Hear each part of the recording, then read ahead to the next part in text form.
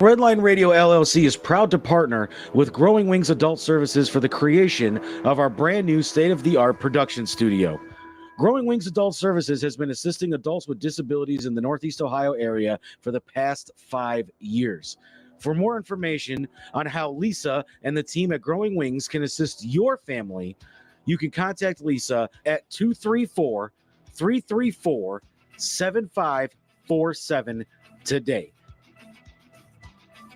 Detroit Auto Parts is the official parts store of Red Line Radio LLC. They have two convenient locations on the east side. You can call 216-531-7373, or on the west side, call 216-398-7373.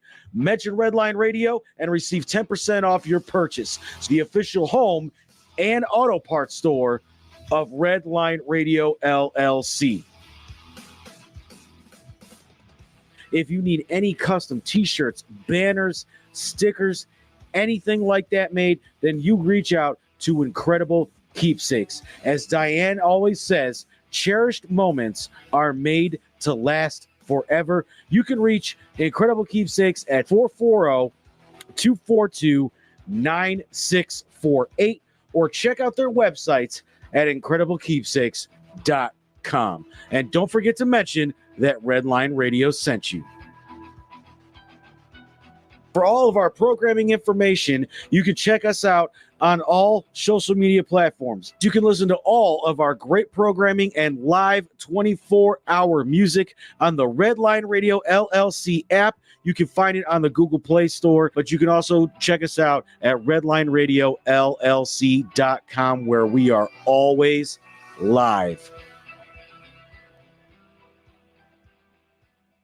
This is really gross, but dirty trash cans can pose a serious health risk to you and your family. The pungent smell can attract rats and flies, not to mention maggots, both of which can contain dangerous diseases transferable to humans. Your dirty trash can is susceptible to harboring dangerous bacteria. Contact Brandon at Fitz Trash Bin Cleaning today at 440-752-1533 or find them on Facebook. Veteran owned and operated and eco-friendly. Again, call Brandon at 440-752-1533.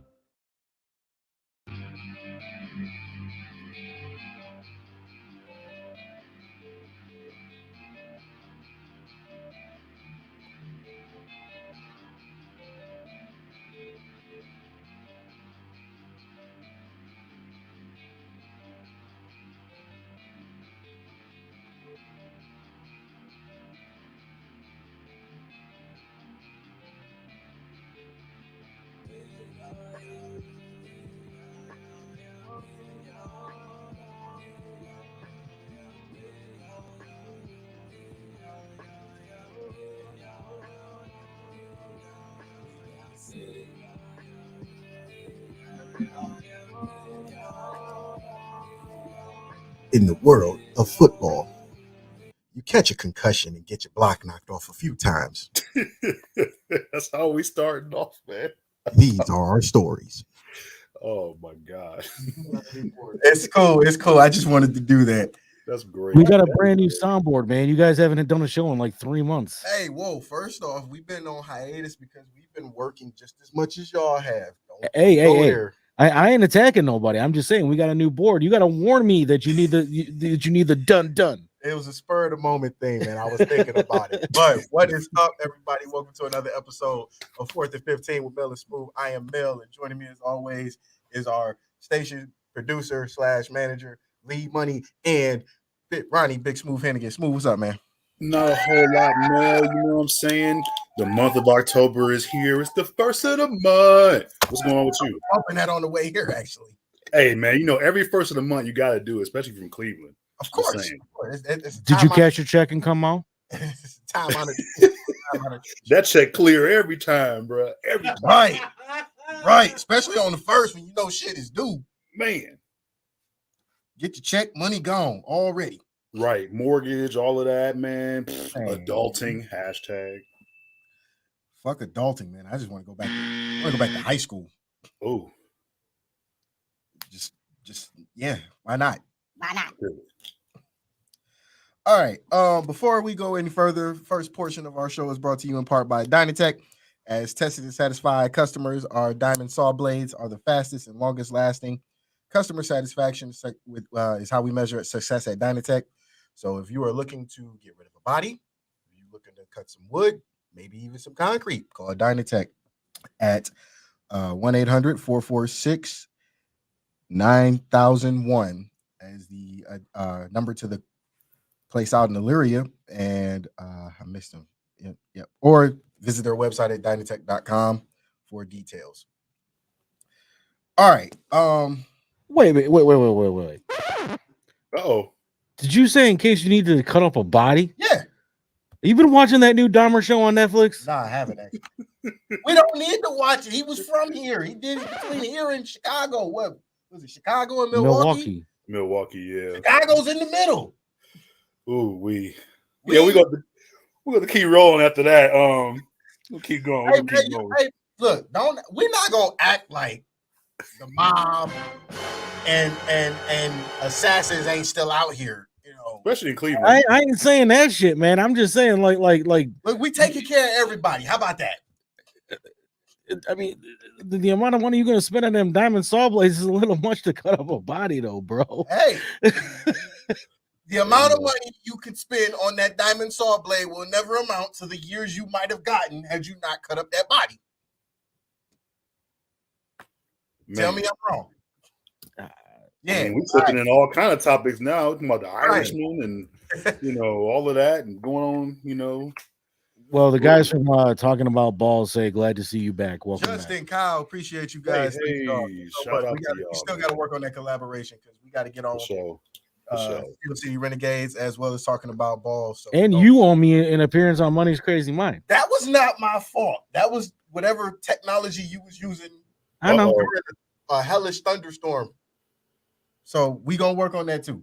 Speaking of which, I'm glad you said that. Shout out to the people that's going on, down there dealing with Hurricane Ian. We feel for y'all. Hopefully you get everything back up and running. Time the fuck out. Why are we saying we feel for them, but when we get hit with polar vortexes and shit, they don't never say pray for Ohio or pray for the Midwest. I'll say this. That was more so for my peers. Yeah, that's what we getting fucking snow from Canada and shit. And we don't get nothing. We don't get we thinking about y'all. We praying. Them motherfuckers is out there texting and posting this shit on Instagram. I'm heading straight to the beat. Man, if my family was not down south and not part of the Carolinas and Florida, I'd say fuck them with a hard fuck them. Hey, wait. We got a button for that now. What? Oh, there you go. Yeah. The bleep button. We ain't never had a bleep button so long as we've been here. Hey, this is what we use when certain people on Steel City Renegades try talking about off. The quarterback that wears number 2. We don't say that name on our show, so it's always off. Well, we ain't talking about him. We talking about the fact that we don't never get shouted out when we get hit with snow and shit. I understand that, but I mean, Moving on. I'm gonna love that thing, man. Oh yeah, it's gonna be good. Oh, we're ready. We're ready, man. Moving on, we're gonna start off with MLB, and I promise you, last night I thought they were pissing the game away just because they were wanting to get the young guys some work. But the Cleveland baseball team, formerly known as the Indians, ended up beating the Kansas City Royals last night 6-3. My question is, on this side of the bracket in the American League, you already know who's top dog, which is the Yankees. And then it's literally a free-for-all after the Yankees. So my question to you, Lee, and to you, Ronnie, is we already know the Indians the Guardians, have won the division in arguably what was supposed to be a weak division. But let's look at reality. Chicago was supposed to win this division, but they fucked it up. So my question to you guys is, are the Guardians the scariest team to be in the playoffs right now? Absolutely. I would have to agree with that. Absolutely. And let me give my 2 cents on that. So with them, right, and I sent you this earlier in the week, right, saying how they were the youngest team or had the most rookies ever Yeah, on an MLB team to be able to pull this off. and that's amazing. Right. And that's just the mastermind behind Frank Kona and how he, manages, man. And when we had snagged him from, Boston when he was available and all of that, that's probably one of the best moves that was made in a long time as far as management goes.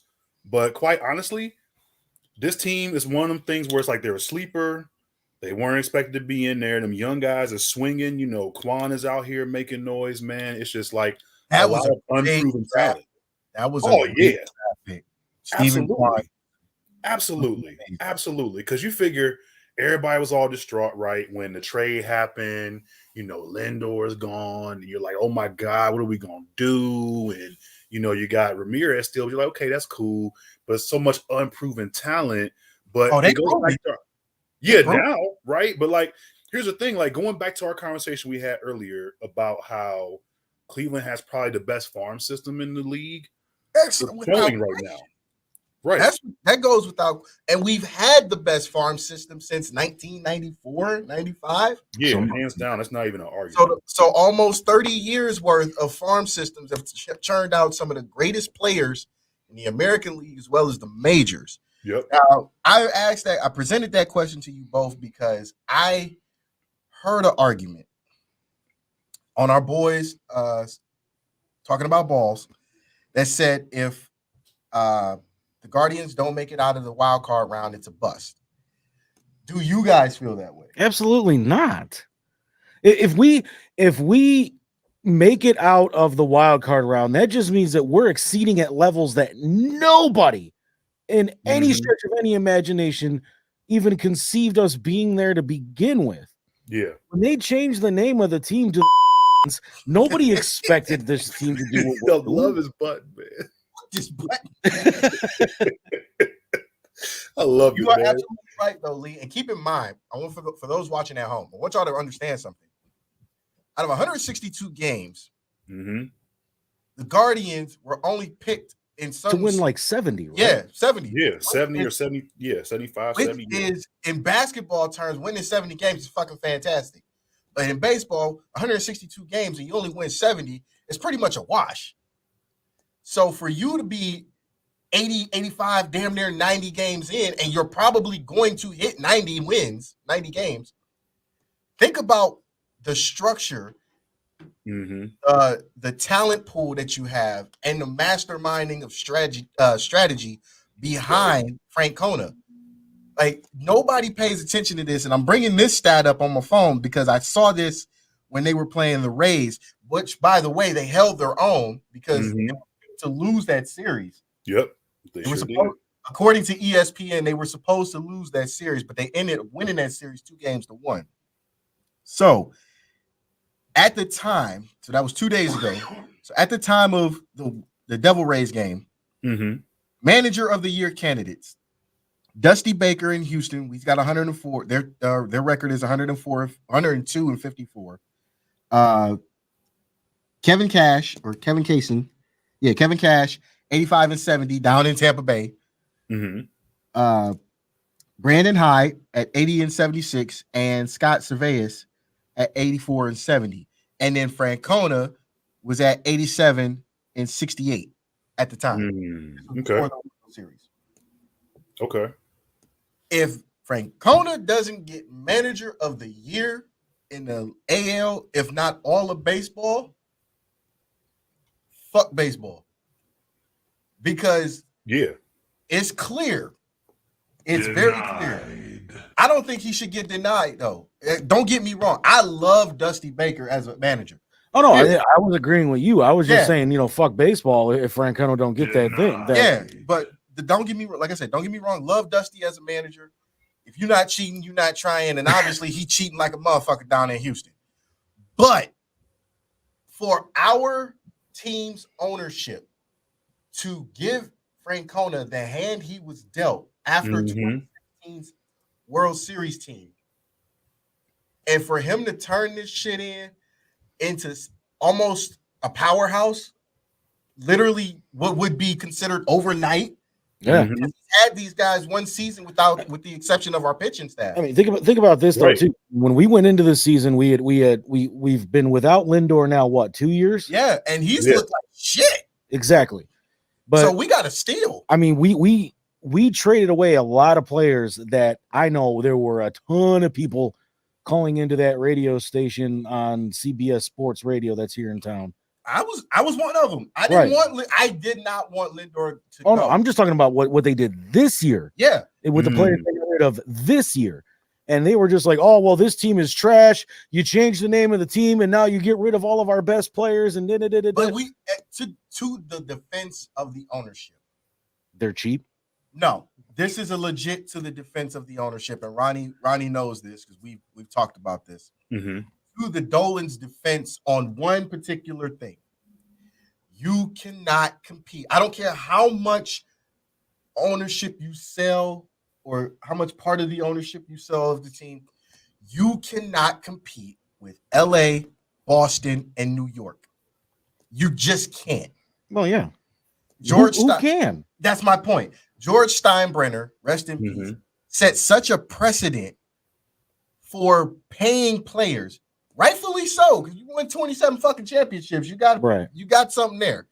But he set such a precedent with Jeter, Rodriguez, not Strawberry, but Clemens to a degree. Because if I'm not mistaken, wasn't Clemens a Yankee at one point in his life? He was.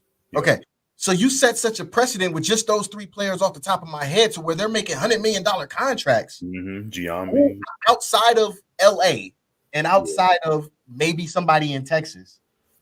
Who's going to compete with that in the Midwest? Chicago can't even do it. I was just about to bring up Chicago. I was about to say, you win a World Series and you still can't get asses in seats. Exactly. On the North or the South side. Because you can't complete. Mookie Betts is playing for arguably one of the most surprised teams in the NL, which is the Padres. Yeah.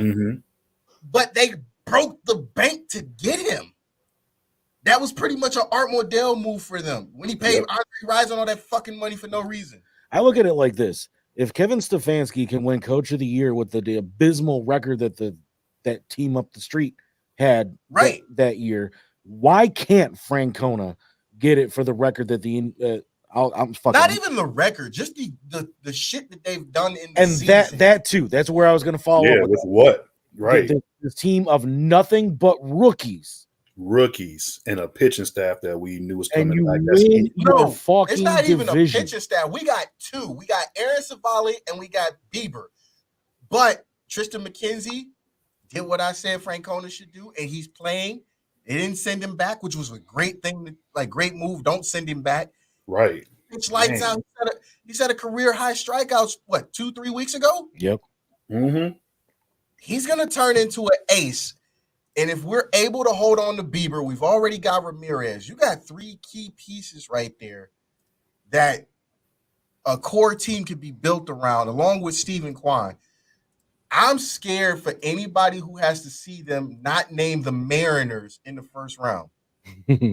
Because honestly, I feel like the Mariners are a kryptonite to the Indians because they match them pitching wise. Speaking of which, they just got in yesterday. Oh, man. There you go. They clinched the last AL wild card spot. So the two AL wild card spots are filled. We already know the Indians are going to grab one, or Guardians are going to grab one. Mariners are going to have to go to the other one. Yep, they in there. Whoever's watching on our YouTube channel that's actually posting as our YouTube channel said a dirty word in our chat. What was the dirty word? The Browns? Mm-hmm. That's not a dirty word. It's a true statement, especially when you go take a shit, taking the Browns to the Super Bowl. Absolutely. But she better come with the Beebs. No. He's married. Wait, what? Justin Bieber married that Haley girl. So Selena Gomez ain't coming with him. Oh, Jesus.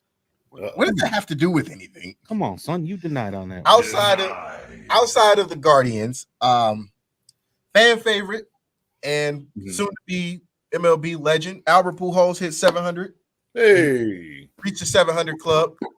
Congratulations to him. I'm actually happy for Al, man. Knowing that he never got a championship he actually deserved because he was playing on such bad post Mark McGwire teams with the Cardinals.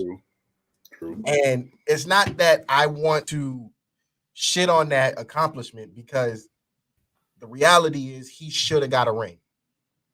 As True. hard, as great of a player by himself he is, the Cardinals did nothing while he was there to help the team win. True. But nevertheless, shout out to him, because that's a great accomplishment. And I'm happy for him, because you not a lot of players get to reach 700 before, actually hanging it up. And if I'm not mistaken, in this decade, he's the first one, correct? Yeah, and then on top of that, not only that, but it's good to be able to see him go out with that being broke to 700, career home runs, and then them having a chance to play in the postseason this year too, which is cool. So, we'll see what they do, man. But I'm excited about it. You know what? Speaking of the NL East race is heated up like so much. And from what I know, the Braves and the Mets are supposed to play tonight. Yep. Winner wins the division, or winner of the series, because if I'm not mistaken, they still got one more game to go after tonight. But winner of the series gets the division. The other team more than likely is going to get the wild card. If the Braves win, does this spell doom for the Mets in the playoffs? I feel like they don't want to see the Braves, only just because of how it's been the last few years. There's some historical pieces there. And I feel like with them coming off of their win last year, they have a lot to prove still, only because of how they played during the season. So, I mean, we'll see what happens, but I don't think they want to see Atlanta. I don't. Where did this fucking music come from? Fucking James Bond spy shit you got going on over here, man. But the only reason I asked this question, honestly, was because, again, watching another network, well-known personality, well-known sports person said, if the Braves win the division, it's pretty much over with for the Mets, because they're not going to make the World Series. Ooh, I don't know about over with. I mean, they'll give them like competition, but I wouldn't say over with. But my thing was, why do you have to count the Mets out? The Mets have a very good pitching staff, one of the best in NL. They are among, scoring leaders as far as, runs per game. And this race is literally come down to them and the Braves. The Central, it stinks. Don't let Chipper hear you talk bad about the Braves. Hey, man, I love Chipper, but ever since 95, fuck the Braves. And that's with cheese on it. Man. But like, seriously, I don't want to count the Mets out, but I do think it will be a tougher road for them if they do not win the division, because if they don't win the division, you got to go to LA. You have to go to LA. You already know what it's like playing the Dodgers. Oh. So if I'm the Mets, I'd rather send Atlanta out there and let them get beat up. Not even like, not even football beat up, but like beat up mentally, because that's a grind. If you got to go, we already know if the Braves don't win the series and don't win the division, they're coming out of the wild card. So their next divisional opponent would be the Dodgers. So if I'm the Mets, I want them to get beat up mentally. Yeah, that's rough. Because you know how the Dodgers play. The Dodgers are an aggressive baseball team. Offensively, defensively. Their pitching staff, it might hit you a couple of times just for the fuck of it. All right, I'm starting to think this is Tim Bucktino on the Redline Media Group YouTube channel, because now he's saying extra cheese. It might be. You never know. Right. Might be. But yeah, I heard, and we all know who it was. It was Stephen A. Smith that said it. But my thing was, again, I wouldn't count the Mets out. I just think the road would be tougher, because essentially the road to the World Series for the National League is going through LA. And They both got tie records. The Mets and the Braves. They both had 98 and 59, so they're both going to hit 100 wins, no matter what. True. With 6 games left. So after this series, whoever the Mets have, whoever the Braves have, they're going to hit 100 wins. St. Louis is coming out of the Central, even though, the Central stunk. The Central stunk. The only other team that was close to competing with the Cardinals was the Brewers. Mm-hmm. And then you got LA. LA dominated the West. No matter how hard San Diego bit at their heels, that was LA's division to lose. True. How hard were they? Oh, Jesus. Hey, man, don't be putting no porn on our Whoa. show. Sorry. You gonna fuck around and get on us, man. What's wrong with you?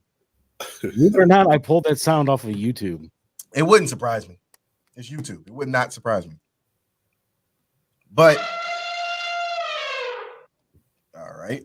Yeah, you know what? I'm glad you did that because now we can actually address the elephant in the room. Moving on from baseball to college football. Oh, yeah. Within the last week, Herman Edwards was fired from Arizona State. But it also came out that staff members were leaking information to opponent teams to hurry up and get Herman Edwards fired. My question is, how fucking abysmal and miserable do you have to be as a school to want a guy out of their school who hadn't even had a full 5 years to do what you hired him to do, which was turn the program around? Yeah, I kind of wonder that too. Like, what is it that you felt, or is there something that triggered these people, or because I thought the same thing. I was like, what does one person have to do, or people have to disapprove of to make you be like, all right, man, let me slide you this playbook real quick, or something like that. Like, what are you doing? Like, that's unheard of. Crazy though. That's now the second team in Phoenix that's having issues. Well, technically they're in Tempe, but I get what you're saying. It's the second team in Arizona, period, right, to have that problem. The Suns with their owner. We were going to touch basketball after this, but it does tie in. The Suns and their owner, he's selling the Mercury and the Suns. He's being forced to sell the Mercury and the Suns. As he's been in some shit. Mm-hmm. He likes to say a particular word a little bit too much. Yeah, well, you got to be careful saying that word. You can't say that word in your car and then think people ain't going to, while you listen. Oh no, he was the report I saw said that he was literally walking up to other team personnel that were of that color. And ain't that the Vince McMahon all over again? But I mean, he would literally walk up to another coach and be like, "Get that N word off my court." Wow. Or, get that N word out of here. Wow. Oh. He's a bold motherfucker then. Yeah, that's bold. Okay. Yeah. Very bold. Hey, we doing that. Very bold. And it ain't like, I found you on film and you just happened to be at home and you was just all right. So Tim is saying that all he said was that N-word can hoop. Well, I mean, if he said it like that, it's not. I wouldn't be offended by something like that. If it was like, oh, this nigger likes fried chicken or something like that, I take offense to it. But if he's saying something positive, all right, I get it. The world, we're culturally sensitive, try to cancel culture, but fuck cancel culture. In this particular instance, if he said it and a player was offended or staff members or whatever was offended, then it's a problem. We weren't there. There's other things that are being reported other than just I'm pretty sure his use of that particular word. Mm-hmm. There's also some sexual allegations against him. Oh, well, then he's screwed. Oh, well, that's it. Yeah, you throw that out there. You got to sell the team after that. Yeah, that's it. Sell the team. That alone. Live your money up somewhere on the island that you done bought and just let it go. Man. Rumor has it that they're thinking about selling the team to Dre. Dr. Dre? Mm-hmm. They need somebody with billions. He's got what, $3 billion? All right, I don't know. How much of that $5 billion that Apple gave him for Beats did he keep? How much of it did he have to get to his wife? Is the question. Well, that too. Oh, yeah. But, here was the funny. If I'm not mistaken, he's still fighting that. Even though he's got great proof, he's still got to fight it. Right. Mhm. And here's the funny thing about that, though. It's like you going from a white dude that likes saying the N-word too much and likes touching people in inappropriate places to a black dude to slap D Barnes. Exactly. Yep. There it is, man. Like at that point, you got to pick your poison, man. Right. Exactly. At that point, you got to pick your poison. That's a good point, man. That's a real good point. It's like, can't even fight that. You're like, ooh, all right. Yeah, that's why I said you got to pick that nigga. You got to pick that nigga. Right. One of the two. So, one of the two. But back to the Herman Edwards thing. He got fired after, if I'm not mistaken, I saw the video on Twitter of him getting fired immediately after the UCLA game. He didn't even get to shake hands. They're just like, you out. Bye. So why? If you were gonna do all of this, why? Let's rewind, okay, and go back in time for the people at home about Arizona State. Arizona State resides in the Pac-12. Arizona State has not been credible in the Pac-12 for over 20 years. They have not been to a Rose Bowl since Jake Plummer was quarterback. Gosh, wow. And a person on our show, Stanley Jackson, was on that team, that Ohio State team that beat Jake Plummer in 1997. So shout out to Stanley for that. Yeah, but, damn. That hurt you even saying that out loud, man. Yeah. Plummer. Jake Plummer. You know they ain't holding back here. So you have not been a powerhouse because we all know if you're a college football fan, Lee, I know you're not a college football fan, a big college football fan, but to put this into perspective, you have to be top dog in order to make it to the Rose Bowl traditionally. So before the BCS kicked in, it was Pac-10 versus Big Ten. The champ of the Pac-10 versus the champ of the Big Ten in the Rose Bowl in Pasadena.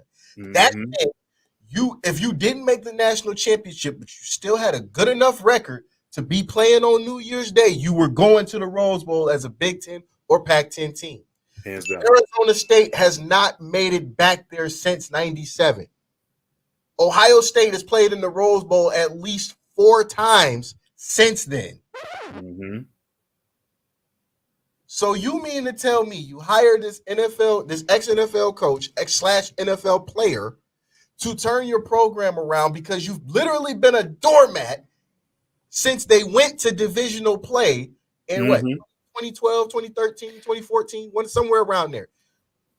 And for whatever reason, you hate this man so much that you leaked information. You were willing to sabotage your own team. Hold up. You were willing to sabotage your own team in your own school. Get one man out. Yeah, I think I know why now. I think I remember because I listen to a radio show from Phoenix every morning. And obviously this was huge news last week for him. Of course. All of the players that he was going around and scouting, none of their contracts were valid because he offered them things that he couldn't deliver. What college coach don't do that? They didn't get any of those players. They all ended up signing to other schools. I get that. But my point is, what college coach don't do that? Overpromise, underdeliver. The only reason he got caught or it didn't work for him. Well, it was also image likeness and all of that. Yeah, and that's what I'm saying. The only reason it didn't work for Herm was because these kids know the truth. The truth is, it's not Herm that's a bad coach. The team stinks. You have not beat USC consistently in 12 years. You've not beaten Arizona consistently in 10. Right. You've not been to the Rose Bowl since 1997. Any kid nowadays that's a student of the game is going to go back and do the research on the school that's recruiting them. If I'm those kids, yes, I would love to play for Herman Edwards, but looking at the school itself and the direction that the team is going in, let's look at reality. You ever notice?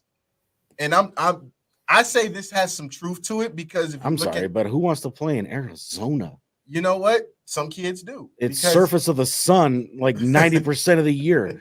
Like the temperature literally just says you are on the fucking sun. Not to mention you got to worry about scorpions climbing in your shoes and shit.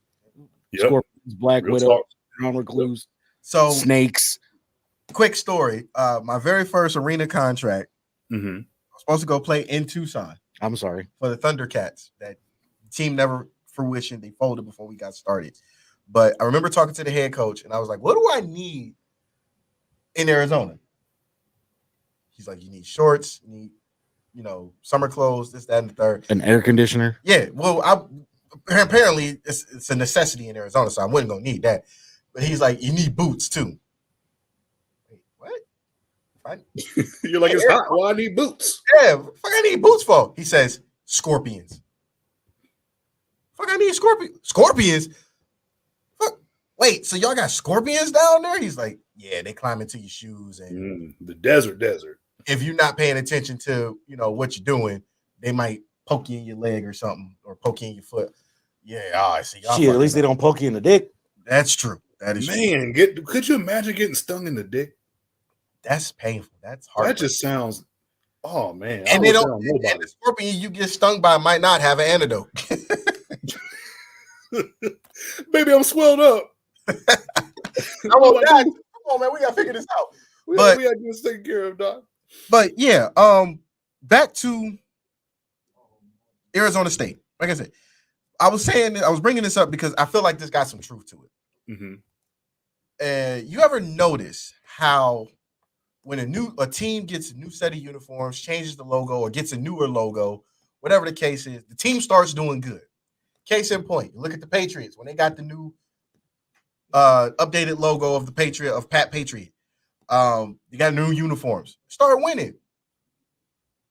They start winning. Start going to the Super Bowl. They got rid of Sparky, which was their mascot, the little sun devil on the side of their helmets back in Jake Summers days. And they start going downhill. You keep the pitchfork, but you get rid of Sparky. So some things go hand in hand. Like you get rid of Sparky, you get rid of a coach, you start going downhill. I need to know how bad it was outside of, over-promising and under-delivering that you had to sabotage the entire team. Because not once did you think about those players. Nope. Not once. Not once. And on top of that, what is that going to do going forward? Exactly.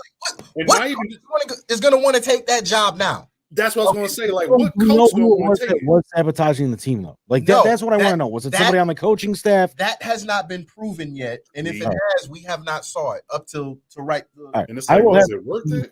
And see if he's got some insider information. Because I've looked on ESPN, nobody has dropped a name yet. I've looked on CBS, nobody's dropped a name that I saw. And how fucked up is that? It's just like you clearly have a mole in your organization.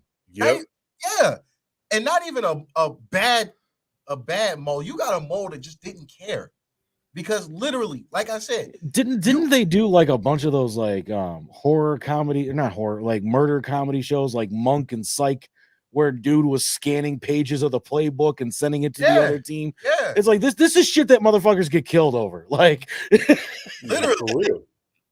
But you literally wouldn't that be fucked up if it was a player that all of a sudden next year says, I'm not coming back to ASU and transferring the teams that they played? That wouldn't surprise me either. But the way that initial reports came out when it was leaked that a staffer was leaking information, that means it was somebody on the coaching staff. It had to be either that or somebody close to the team that was just like, you know what, I'm tired of this shit.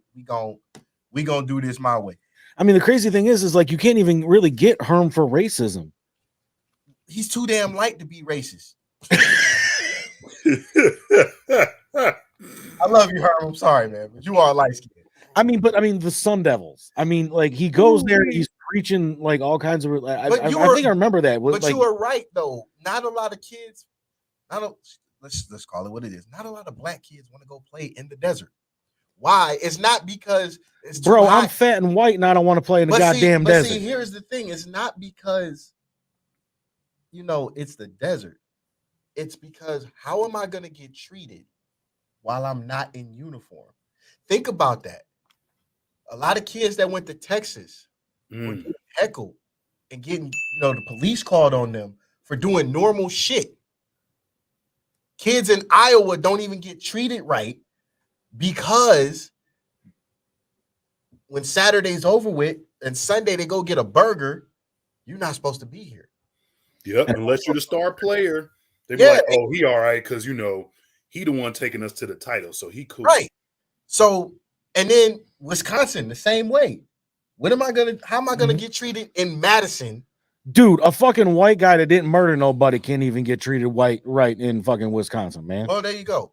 But my point is, as a kid or as a person of color, about to get recruited, going to a school that's literally out of your element, you got to this is supposed to be their big chance. This is supposed to be their big chance. This could potentially change their life forever.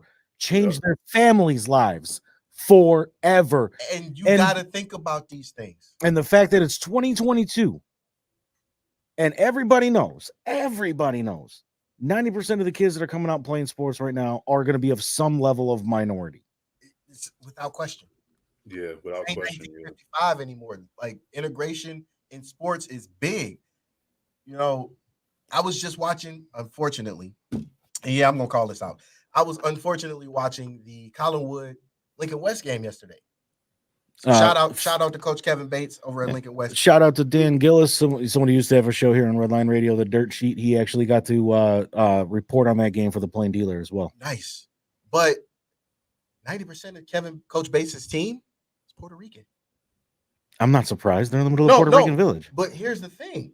Equate that to Arizona State trying to recruit black kids, white or Puerto Rican kids or kids of minority. It shouldn't matter. It's fucking Arizona. They're basically Mexico North. Mexico North. But as true as that is, you still got to think about that because you may not get treated like the kids that are already there. You may not. And them the ones that actually can bear playing there because they grew up in that crap. And they know the system. They know how fucked up shit is. So again, I want to know, and we're going to do our research on this. I want to know, why would you even think about sabotaging the entire team? Because that's what you did. Whoever it was that leaked out plays, systematic information, scripts, whatever the case was. Mm-hmm. Not only that, but like I mentioned, how many of these players could have potentially been looking to get traded out of Arizona? And we're going to go to another school that didn't have information linked to them. I mean, even and with that, you don't know. Let's say that the scouts for that other team, obviously until the news broke, didn't know that information was being leaked out. Also, and they're like, this is supposed to be, a tier A player, and they're playing like a tier 4 player because. Yeah. Now no kids are going to want to go to Arizona State.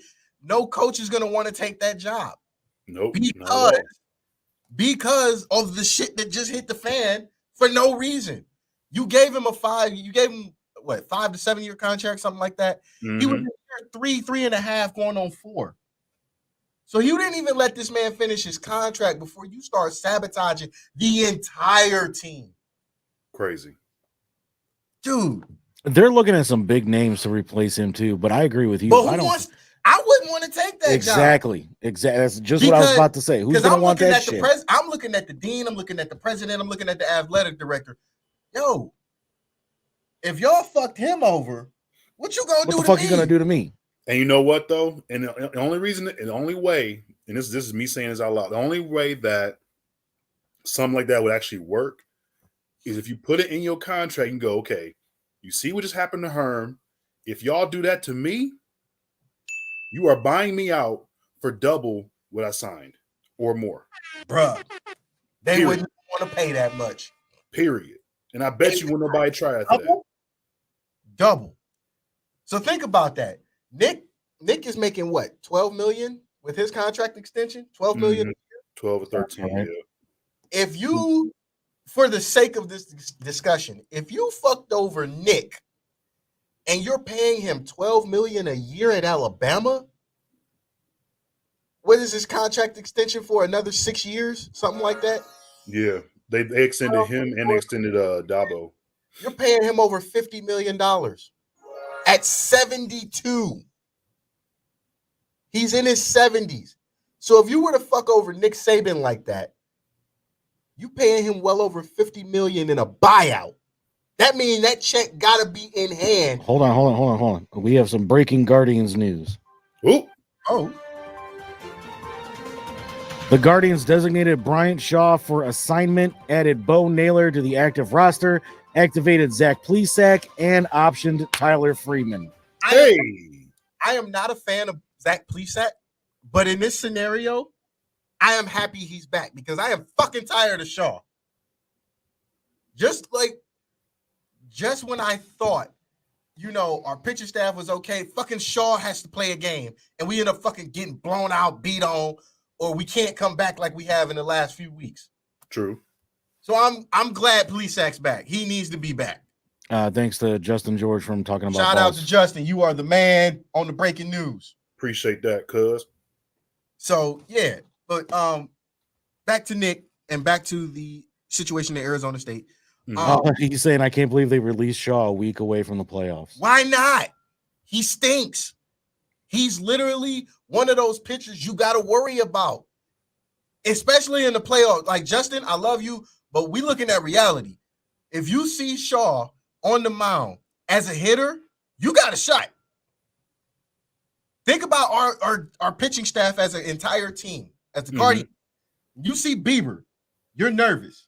Oh, you always nervous. No, let's do this over with. Let's look at historically. You see Oral Hershiser, you're worried. Gosh. Thank you. You see Charles Nagy, you're worried. To a degree, you see Jose Mesa, Bartolo Colon.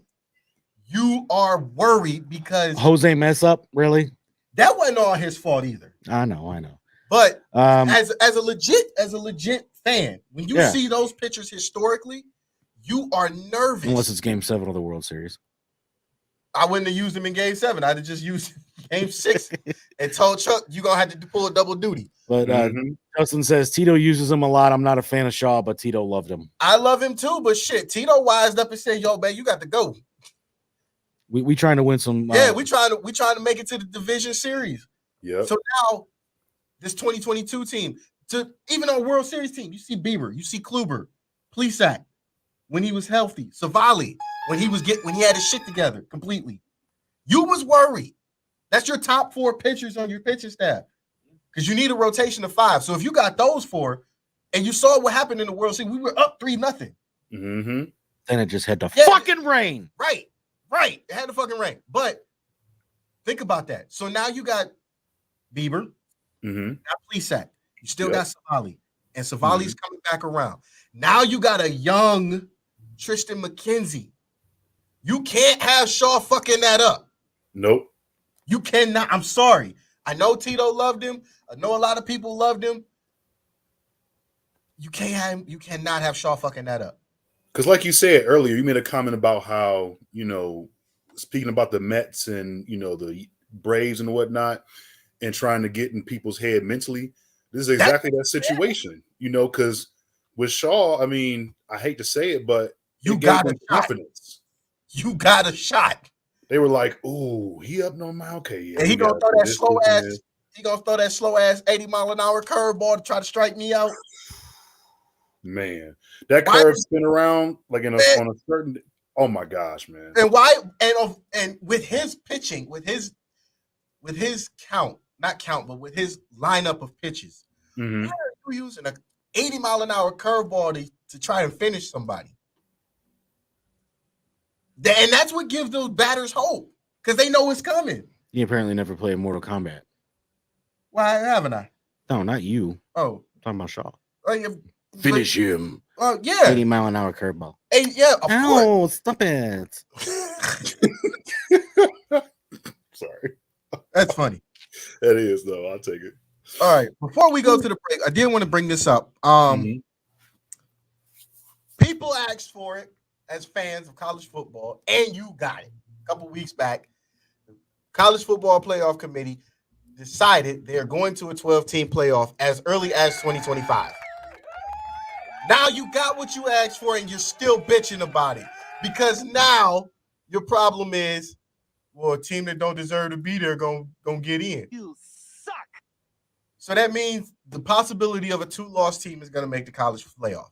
Mm-hmm. Here's my question to those fans and those people in the media like us who wanted this to happen. What the fuck did you think was gonna happen? Right. 12 teams. Thank you. Guys. What did you think was gonna happen? You asked for it. You wanted 12 teams instead of 8. 8 would have gave you 5 Power 5 teams and 3 non-Power 5 teams that make it a guarantee. I guarantee you, if you went to an 18 playoff, that's what you would have got. You know why? Because it would have made every non-Power 5 team schedule a Power 5 team and play hard. Play their asses off. The better you look, and this is true, I don't care how the fuck you make it look. I don't care what reason you got behind it. This is true. The harder and the better you look against a Power 5 school, the easier it is for the college football playoff to take a look at you and say you might be deserving of getting in. You know how I know about this? Look at Cincinnati. No, you see, here's the problem with this whole thing. Everybody's sitting there just 12 teams, like you said. But now all of a sudden they came to the realization that a 2-loss team would potentially make the playoffs, and now they're all sitting there going, "You're not my dad," and they want their shit back. You shouldn't have pushed for it. If that's it's gonna mess things up. Yeah, if that's how you really feel, you shouldn't have pushed for it. Case, don't tell me what I can do.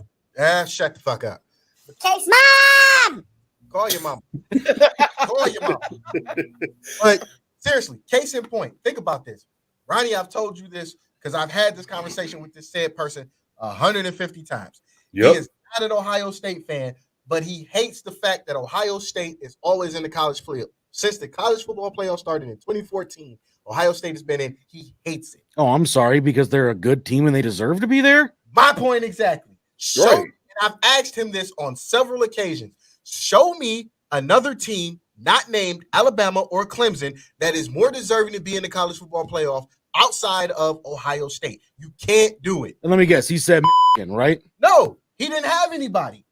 He did not have a team that was better outside of Alabama, Clemson, and Ohio State that deserved to be there. Ohio State, statistically, is always in the top 10 offensively, defensively, and period in general ranking.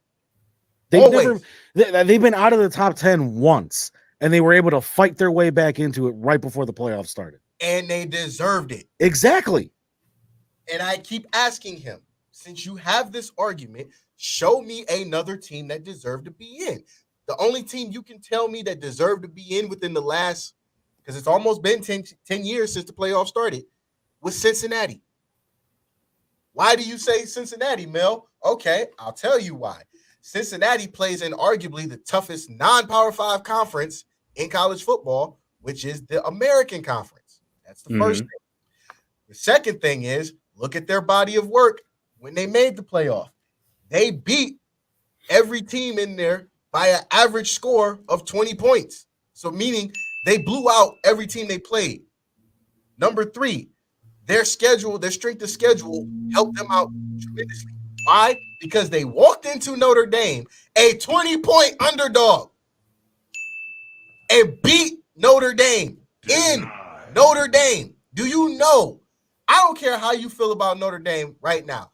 Overall, as a historic team in college football, do you understand how hard it is to go into South Bend, Indiana, and beat Notre Dame in front of 80,000 people, touchdown Jesus, and the Golden Dome?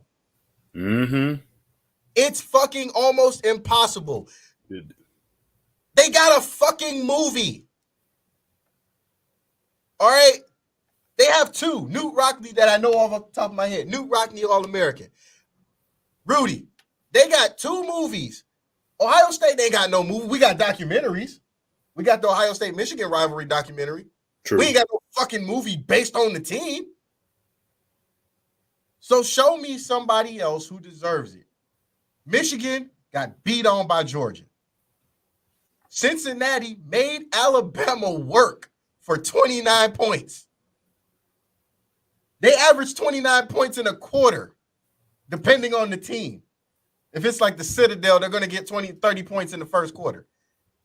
Cincinnati made Alabama work for 29 points for an entire game. Yep. So, you wanted this, folks at home, fans of college football, you wanted this, you got it. Stop bitching. Because I can already tell you who's going to be in the college football playoff for the next 4 years. Ohio State and Alabama. Those are the top two. Now, with the ACC looking the way it is, by the time 2024 rolls around, Texas and Oklahoma will be in the SEC. So shit's going to look a lot different. Don't expect anything from the Pac-12 because the Pac-12 has been letting me down the last 4 years. Well, yeah, you got Herman Edwards. And then, you know, you can't rely on any other Big Ten team because they shit the bed every time they get there. Penn State, Michigan. Mm-hmm. So the proof is there.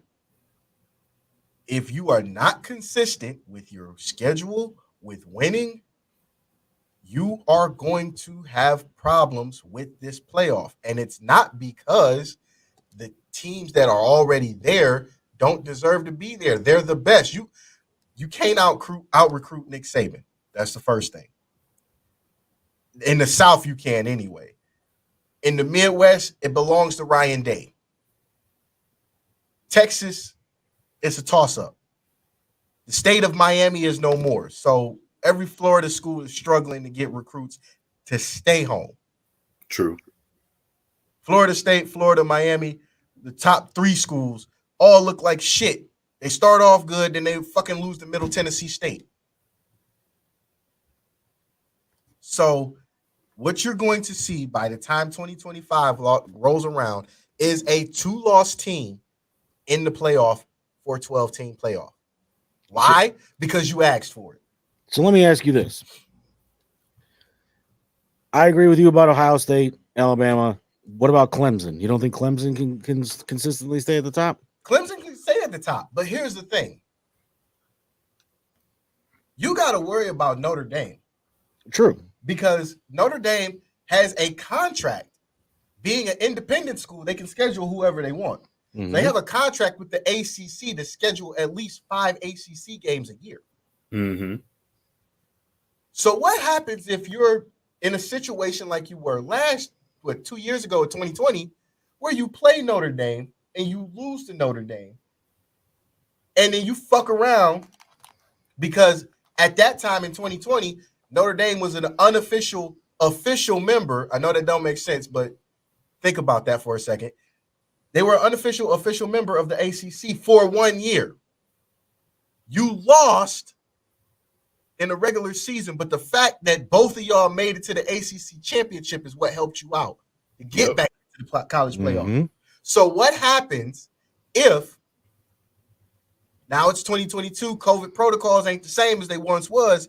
You play Notre Dame this odd year, you lose to Notre Dame, and you probably get beat on because they fuck around and have a good year, and then you fuck around and don't make it to the ACC championship. What's going to happen to you then? You're already on the decline because your team is not the same team it was when you had Watson, when you had Watkins, when you had the surf bum that's down in Jacksonville. What's his name? Trevor Lawrence. It wasn't the same. So my question for that, because you brought up Clemson, that's very good observation. But what's going to happen if they fuck around and they happen to see an odd team like Notre Dame, or they fuck around and lose to a bum ass Miami? Yeah, true. Because remember, it was only two conferences at the time. It's only two conferences that had divisional play to get to the championship. It was the ACC and the SEC. So those at the moment, those two conferences are the oldest divisional play teams. You got to remember the conferences are going to be redefined here soon too. They are, but for the moment, it's still divisional conference play. So again, you might fuck around and lose to North Carolina, and North Carolina ain't looking bad. Right. You suck. Syracuse ain't looking bad. You suck. like I said, you might fuck around and lose to a bum ass Miami team. You suck. And that would be the consensus if you do. And you don't look, and Dabo Swinney does all that shit talking, and he fuck around and got beat on by Ohio State. You suck. So remember that. Or check that his ass couldn't cash. Or you might lose to Wake Forest, which almost happened last week. Suck. Yes. And it should have happened last week. Should have. Very well should have. And think about this. Strength of schedule plays a part in the college playoff committee's pick. So now if you asking for 12 teams, and let's say the Sun Belt, the American, the WAC, or the Mountain West, they all send a team to this college playoff. What you think is gonna happen to you if you got 2 losses? You suck. Exactly. Because I guarantee you, for the sake of this discussion, Michigan beat Hawaii a couple weeks back. Now, what if Hawaii in the college football playoff era with 12 teams in the playoff go on a tear and go undefeated after losing to Michigan and make the playoff? You're going to be bitching about that. Yep. You bitched about it in 2008 when they made it to the BCS Sugar Bowl and they got stomped by Georgia. Shout out, or rest in peace, Colt Brennan, because he was actually part of that team. But you bitched about it then, and they were a BCS buster. You bitched about Boise State beating Oklahoma. So stop asking for shit you're not ready for or you don't want to see. You would have been cool with 8. I promise you would have been cool with 8. Exactly. And to add to that point, not even so. 10 makes it, 10 does the same to me. This is just my opinion. 10 does the same thing 12 does. Creates chaos, which is good, but you also have people bitching about teams that don't belong there. All right. Well, go ahead. Here's the thing, and I'll add to this too. Another reason why 12, is an issue is because people think that they're going to get teams to be able to play that don't normally get a shot. Like, let's say, a Central Michigan or, a Wyoming or something like that. But the problem with that is if they're scheduling teams in their earlier weeks, right, to the point of, okay, MAC schools have been scheduling Big Ten and SEC teams at the beginning of their seasons, right? That's been consistent for the last 5 to 8 years. Shout out to Lex. Which is bad, right? So on top of that, that makes more sense if those teams can beat one of those teams early on in one of those Power 5 schools, right? Not always. But if they're not doing that, all of a sudden now that argument is lost because you have an 11-1, let's say, Western Michigan team that's not going to get into the playoff because they lost to one of those bigger teams earlier. And then you have a 10-2, I don't know, Tennessee getting in there because of that. Yeah. And that's going to be the problem. That's the prime example right there. People are going to be pissed about that, but you asked for it. That's what you asked for, and that's what you're going to get. So shut the fuck up. And then on top of that, what are you going to do? Because it's coming. Ronnie, we said this when we first found out. Yep. Think about this too. HBCU football is not the same as it used to be within the last 10 years. Mm-hmm. What are you going to do for the sake of this discussion? What are you going to do when you see a 12-team playoff and you see Jackson State in the playoff? Mm-hmm. And who's head coach at Jackson State? Coach Pride. And the reason I'm saying this is because you got to remember. Who the hell is Jackson State? Yeah. Sweetness, baby. Walter Payton. But you got to remember, this year, Southern played LSU for the first time in history. Mm-hmm. Next year, Grambling's coming to LSU. These NFL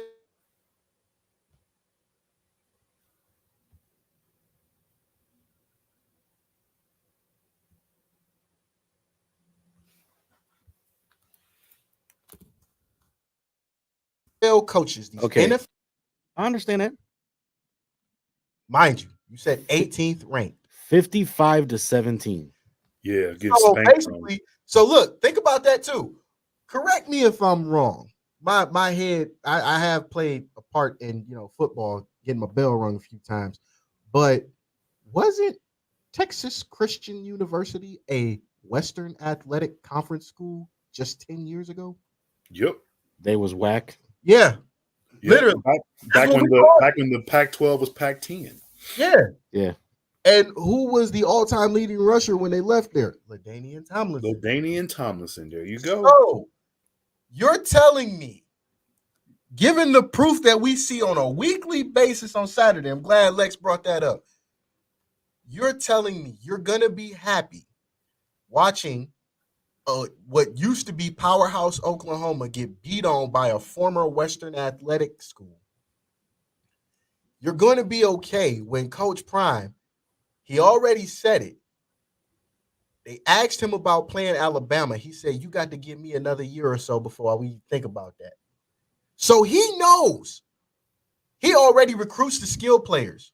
He's got that a lot. Travis Hunter was the number one defensive back coming out of high school. In the country. He left Alabama to go play for Coach Prime. In the country. In all 50 states. All of them. Think about that. The reason I'm saying this is because they asked Coach Prime about playing Alabama. He said, you got to give me another year because I need one thing that Nick Saban got that I don't got, which is linemen. What do you think is going to happen when Jackson State and Coach Prime and Grambling State and Hugh Jackson, even though a lot of people think Hugh Jackson's a funny piece of shit. Hugh Jackson's here, baby. Yeah, but think about that. I'm just saying, just think about the premise. NFL players, NFL coaches, Eddie George over at Tennessee State are taking HBCU jobs and they're getting turned. The program is getting turned around. The money is coming in. The facilities are upgrading. Mm-hmm. You mean to tell me you're not going to be bitching when you see Jackson State in a 12-team college playoff? Because it's going to happen. It is. I think it's time for a Kit Kat. Yeah. So on that note, we're going to take a quick commercial break, pay some bills. And when we come back, we're going to talk about some very important shit in the NFL and the world of the NBA. Oh, yeah. Oh, man. Let's get it, baby. You're going to love this one.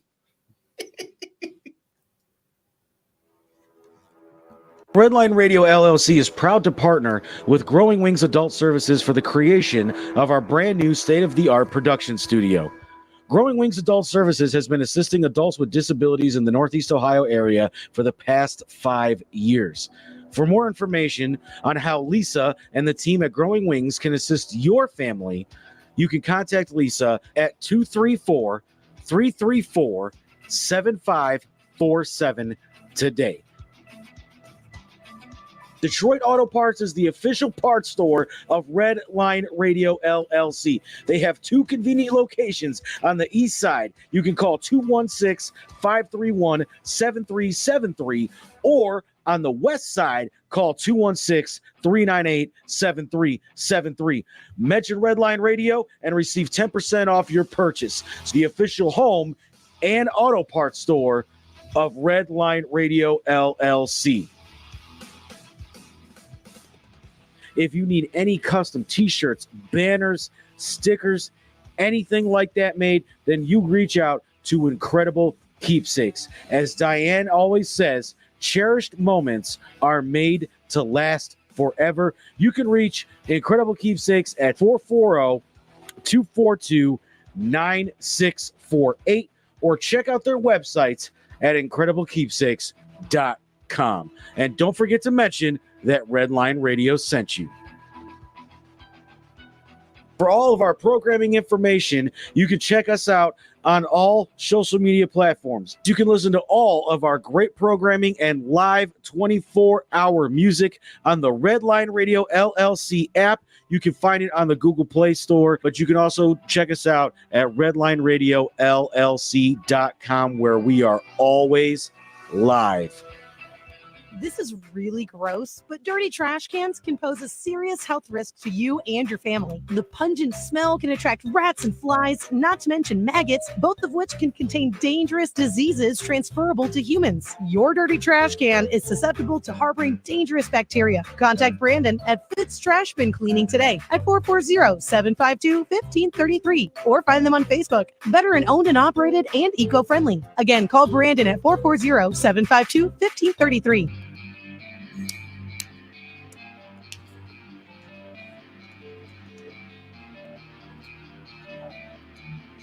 All right, we are back. And this portion of the show is brought to you in part by All Access Realty. If you are a veteran, and I know this for a fact because my parents are veterans, and you are having trouble trying to find a house, apartment, whatever the case is, All Access Realty will get you in check and get you together. Contact Frank Sobelchan, who is a former military person, so he is a veteran, so he knows how hard it is for veterans to get what they deserve and what our country should be giving them. You can contact Frank at 440-391-7430 or email him at franks@allaccessrealty.com. And he also helps businesses as well. Oh, there you go. All right. I told y'all before the break, we had some juicy shit to go over in the world of NFL and NBA. So here we go. In the NBA, Oh, yeah. Boston Celtics head coach Ime Udoka suspended for the year for having a consensual, intimate relationship with another Boston Celtics staff member. Let's think about this for a second, because this is true if you go back in the day. In the 50s, 60s, and damn near 70s, all the way up to, I'll say, the 90s.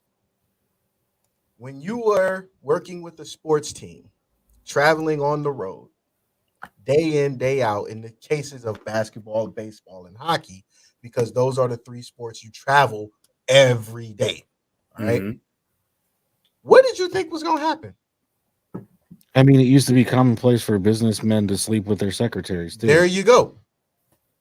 But the part that bugs me about this is not the fact that he got suspended. Mm-hmm. It's the fact that, number one, he got suspended for so long. Yes, let's throw out the facts. Yes, it is in company policy not to be fucking with other staff members. It is in company policy. Mm-hmm. Don't fuck where you work. Yeah. But the part that bugs me is, why the fuck did you cheat on Nia Long? Hoo-wee. Nia Long is the finest black woman in all of cinema. Cinema, TV, Fresh Prince of Bel-Air. She was in Friday. Best Man. Show you how fine she is. Tay Diggs got his ass whooped. And instead of going to the hospital, he decided to go to Nia Long's house to get some love and affection from her. Get healed up. Ooh-wee. Maybe he shouldn't have broke up with Elsa. Craig from Friday. Craig avoided Debo all movie. The minute Debo hits Nia Long in the movie, he turned into a man, beat the shit out of Debo. Inspiration. Clearly. But no, seriously. Well, I mean, look at all the hot ass that Will Smith was getting on Fresh Prince of Bel-Air until Lisa came around. Man. Yeah, exactly. There you go. There it is. And then he didn't even get it no more after his mom and Lisa's dad got married. I know, right? And where was Lisa's dad from? Cleveland. Here we go. But seriously, on a serious note, I need to understand, one, if you knew this was company policy, why would you put the team in jeopardy like that? Because now they're without a head coach. And obviously, all jokes aside, obviously, you are a good enough head coach to where your team has been consistently in the playoffs since you've been there or been a playoff contender. Was it worth it? Not only was it worth it. I mean, is her pussy like the golden ticket to Willy Wonka's chocolate factory? I saw a picture of the girl that it actually was. First off, she was white. Second off, you pissed off a high-ranking staff member in the organization because the woman that he was linked to is not the one that you see on the rumor sheets and the little memes that you see. Wasn't the black chick. She was white, and she was married to the financial director of the team. Oh hell, man! That's the report. So not only are you fucking with the team by doing this to begin with, now you fucking with your money, man. Right. That was the last report I read before we went on the air. The man that makes sure your check get written. The man that makes sure you got a check. That too. Oh my goodness. How many of his paychecks are going to end up in the circular bin there, man? Let's see if it's clear. Outside of the Nia Long situation, because they do have a child together. Your direct deposit was denied. Yeah. Your direct deposit was frozen, motherfucker. And then you gotta go to him to be like, "Hey man, yeah, clear." Yeah. Did you check my wife's vagina? Ain't know about that. You go, yeah. What's up with my check? See what had happened was no, ain't no see what had happened. It's him. Really, nigga? Really? Right? You gonna really come to me and ask me that question? Really? Oh, okay. All right. It's in that hotel room. So yeah, that's my concern. Like the team. I do love this picture you sent though. Oh yeah, because that was the best situation. The best situational discussion. Why is he getting suspended for an entire year? Even if it's against policy, it was consensual according to reports. Number one. And number two, it wasn't hurting nobody, for real. Not being funny. It wasn't hurting nobody because nobody knew until it got out. See, and that's my problem, man. Like, I was just watching a documentary about Princess Diana. The night she was murdered, and I do believe she was murdered. Me too. There were 49 paparazzi trucks and cars and reporters surrounding her and Dodie. That's what caused the accident, was just that swarm of fucking maggots surrounding their car. But now you got TMZ that's got legal right to follow these people around. And not get shot at, not get their ass whooped. So who knows if it was a TMZ camera that caught him? It could have just been some asshole with a fucking cell phone and a TikTok. And said, I will sell this shit to TMZ. Mm-hmm. But outside of that, we criticize every man, not just black men. We criticize every man for doing something. We the scum of the earth if we go out and get some outside puss. That's true. But in this scenario, no, I'm just saying that's what's said about us. You're right. But what I was getting at is in this particular scenario, being he's at his job. Right. We get criticized for doing something women have done for ages. Jada Pinkett Smith, and I'm not even making this relationship hour. It's just my question is, why does Jada Pinkett Smith get a pass for her having Will Smith defend him and slap the shit out of Chris Rock at the Oscars? But a consensual affair, because that's the only thing we can call it right now, because we don't know the situation between him and Nia Long. Just the facts. But we criticize a consensual affair between a man and a woman at their own workplace, and this man gets cut off for an entire year. Why is there such a disparity to the point where he could essentially lose his job with a good team? He's a good coach. He sucked as a player, obviously. Well, he didn't suck as a player, but he was in a situation where he couldn't live up to his potential. But he played, and he was under a great coaching tree, which is Greg Popovich. I'm saying Can I answer that question for you? Sure. Because sitting there and questioning a woman's morals in the fact that she goes and steps outside of her bedroom to get some of that good, it's slut shaming. It is. And that is wrong, apparently. But a guy goes out, let's just say he don't even dip into the fun dip. He was just with her. All of a sudden, It's, oh, look at that piece of shit. Look at that scumbag. Look at him stepping out on his woman. Oh, what about their kids? What about this? What about that? But again, we don't know the situation between him and Nia Long, so we can't speak on that. But again, is Nia Long pissed? We don't even know. They haven't. No, she released a statement, but it was really like, "Oh, I'm just going to take time to process and to focus on my children." That was it. So basically, if she's saying it like that, she knew there was a disconnect between him and her, probably headed for divorce. She went her way. He decided to finally go his way. But the fact that it was with somebody in the organization that's married to a high-ranking official in the organization. Yep. And that's what fucked him over. But my thing is, why do you have to lose your job almost? It could turn into that. So we'll say essentially or possibly. Mm-hmm. Why do you have to lose your job because you're happy doing something that's your business? It's your business. Yeah, I said this about the whole Aaron Donald situation when he's swinging helmets at motherfuckers. If the NFL is not allowed to govern what happens at practices, which happen on NFL, a joint practice at that, basically a scrimmage at that point. Yeah, right, at an NFL facility. Mm-hmm. So, but that I think that is in the. It's in the CBA. Yeah, which CBA is stupid, crazy. But on top of that, every other league on the planet, anything that happens on NBA, MLB, NHL, it's governed. You fucked. Exactly. Yeah, done. Yeah. You get busted for steroids, you're fucked. Right. 60 games. Sit down, nigga. So, do we know if this happened on Celtics property? Probably not.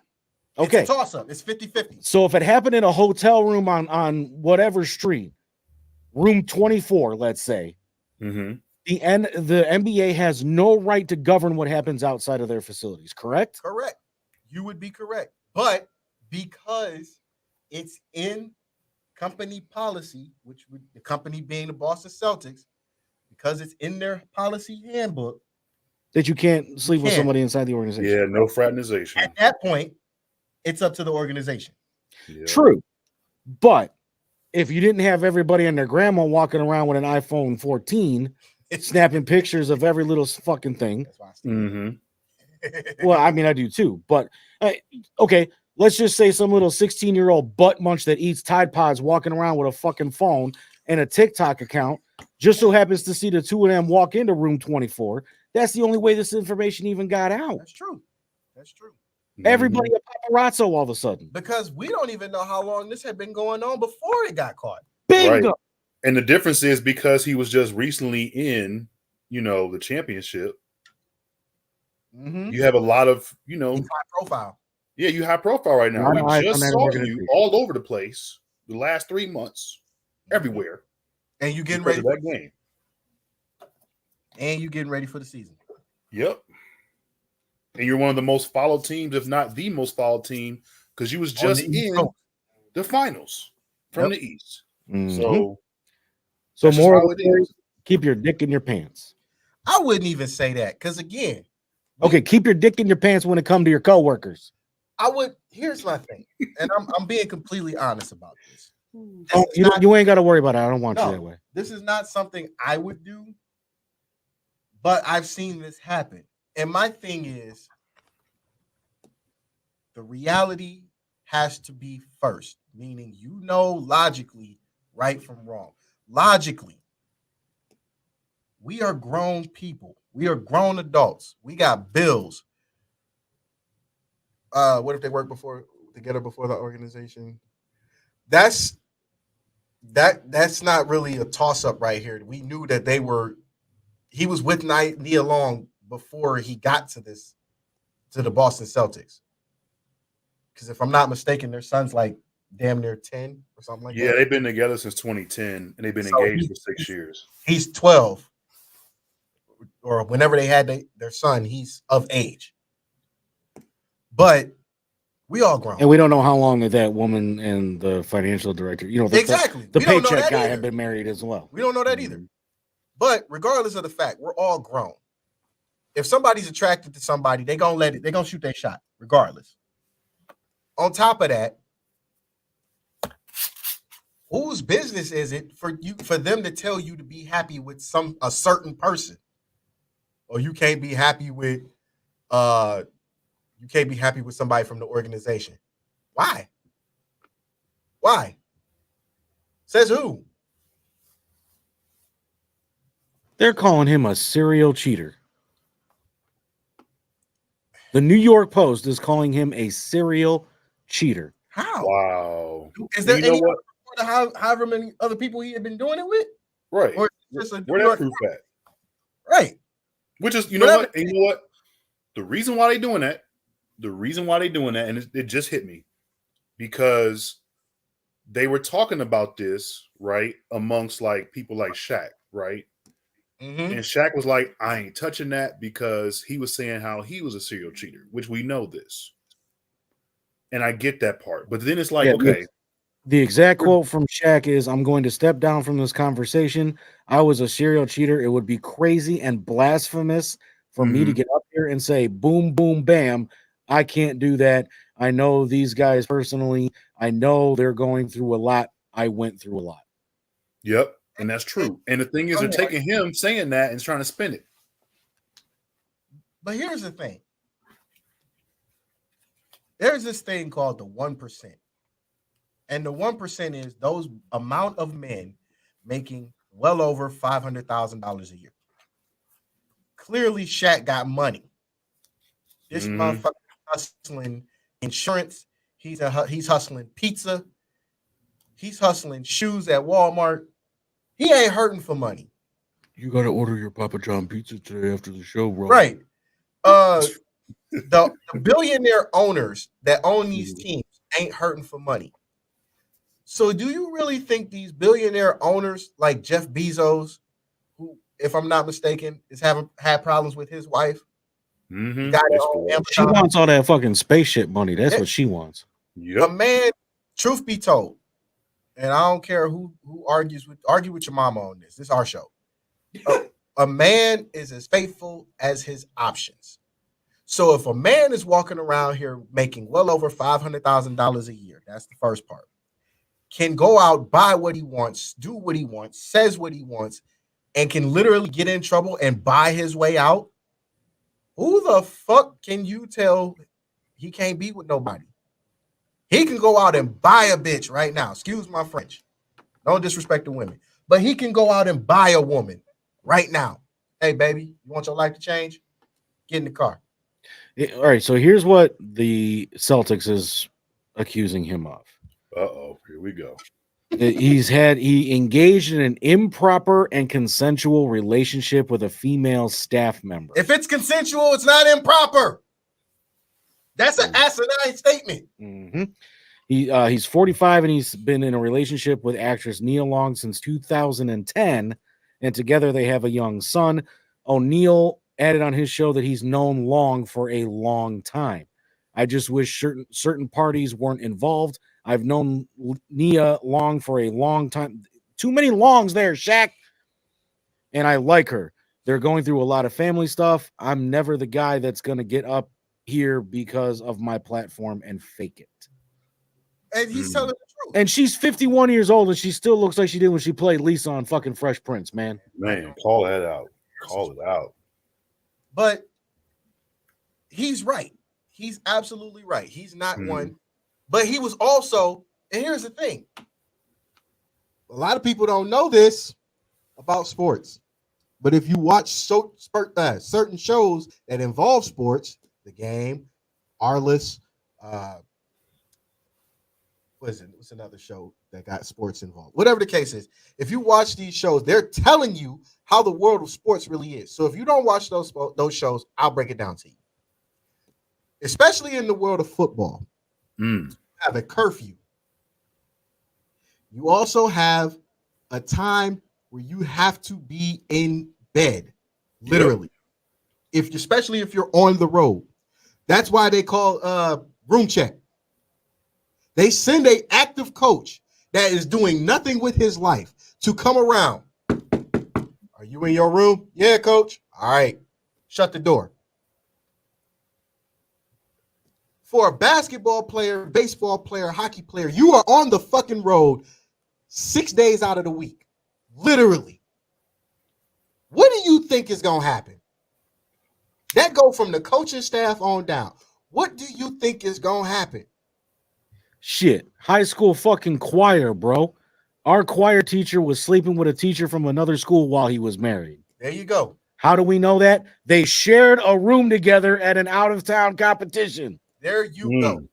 Damn. And I'm not saying this to say all NBA players, all athletes are going to cheat. But the reality is, wives, long-term girlfriends, fiancés, y'all ain't allowed on the road. Jeff Jarrett and Karen Angle. But that's the truth. Wives, girlfriends, long-term girlfriends, fiancés are not baby mamas. Y'all ain't allowed on the road with us. You are not. I'm sorry. Men have needs. It's not because we don't want y'all there. Because I can tell you right now, I knew a lot of guys. When I was playing, when Ronnie was playing, I'm pretty sure, I knew a lot of guys. I wish I could take my bitch with me. Because they didn't want to get in trouble, number one.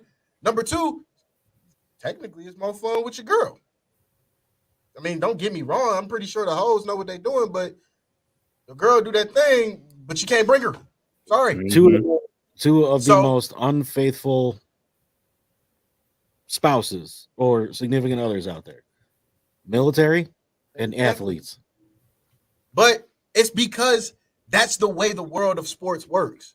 They put you on the road 5 to 7 days out of the week.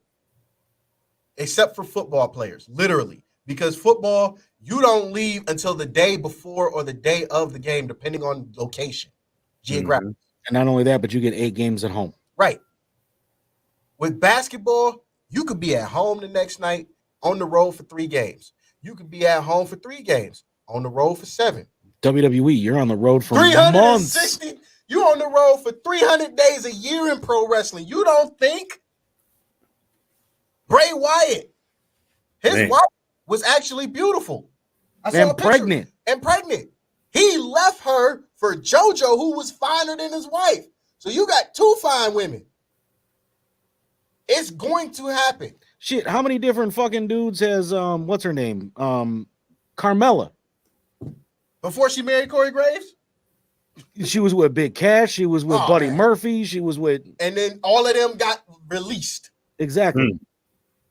She bought a house with Big Cash. And got released. And when he got released, she released him. So it happens. I'm not saying it's right. I'm not saying that you should do it. Shit. What I'm saying is this: the Superfly should be in prison for what he did outside of his wife. We're not touching that. That we're not gonna touch. Nope. Well, no parts of that one. But again, I'm not being a dick. I'm not trying to condone this. You're speaking the truth, yes, dude. This is the reality. I've been in that world. I wanted to bring my lady a few times. Look, can she ride? Nope. Can't ride on the bus. Okay. Semi-pro football was the only sport I've played where you could take somebody with you to a game, whether it was home or away. It's the only sport I've played where you could do that. NASCAR. They wives with him at every garage. Every garage. But are they with them while they practice? You know why? Because they have to focus. And that was the rule for coaches, owners, and executives. They wanted us to focus on the game. Very true. So if we got the only reason I can think of that Kareem Abdul-Jabbar got away with that, sleeping with 20,000 women, was because he had a plethora lined up in every state, and he probably gave them a heads up when and where they were going to be before they even got in town. There was that HBO Max show about the Lakers. Yeah. That was with Magic Johnson and how much puss he got in every city the Lakers went to. That's the only reason I could think of back then. They were winning. And that was in the fucking 70s, dude. Now keep in mind, they were also winning. They were. And they were in LA. And he was a rookie that was hot. Yeah, and they were in LA. So, like I said, not condoning this, but this is the reality. Women are not allowed to go on the road with us as players. Shit, John Cena. John Cena was probably one of the most faithful people I hate to say that because it's John fucking Cena. Fuck John Cena. Exactly. But dude never cheated on Nikki Bella. Never. Dude never cheated on his he wife. Just didn't want to marry her ass. Well, at the end he did. But anyway, his ex-wife before Nikki never cheated on her. She stepped out on him because he was never home. Because he's on the road. Pro wrestlers are on the road. 360 days a year. Any pro wrestler that's actually stepping outside of their comfort zone, meaning they're on the independent scene, but they're leaving to go take other bookings. On the road at least 300 days a year. They have the most rigorous professional athlete schedule out of all the major sports in the world. There's no denying that. You cannot. Your 365 days is a calendar year. If you're on the road 300, you're missing a lot.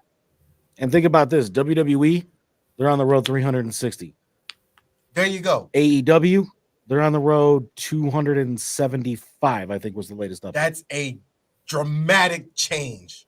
Big difference. Because 300 days was a lot. It makes sense now why Sting and them was saying I'll only do 60 dates a year. Exactly. Impact, they're on the road 300 days. There you go. Ring of Honor, even though they're owned by AEW, they're booking more shows than AEW.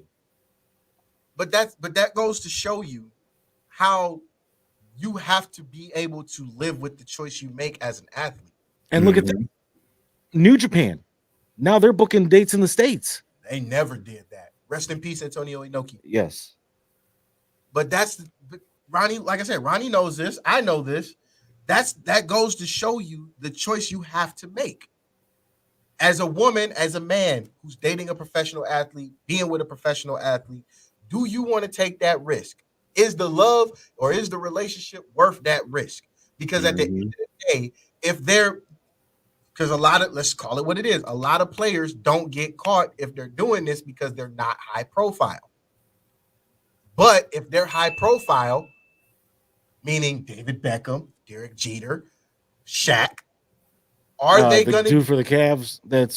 Was on the Cavs. Gibson, he's with the Charge now as an assistant coach. And I'm talking about the dude that's dating the Kardashian that got caught. Tristan Thompson. Tristan, yeah.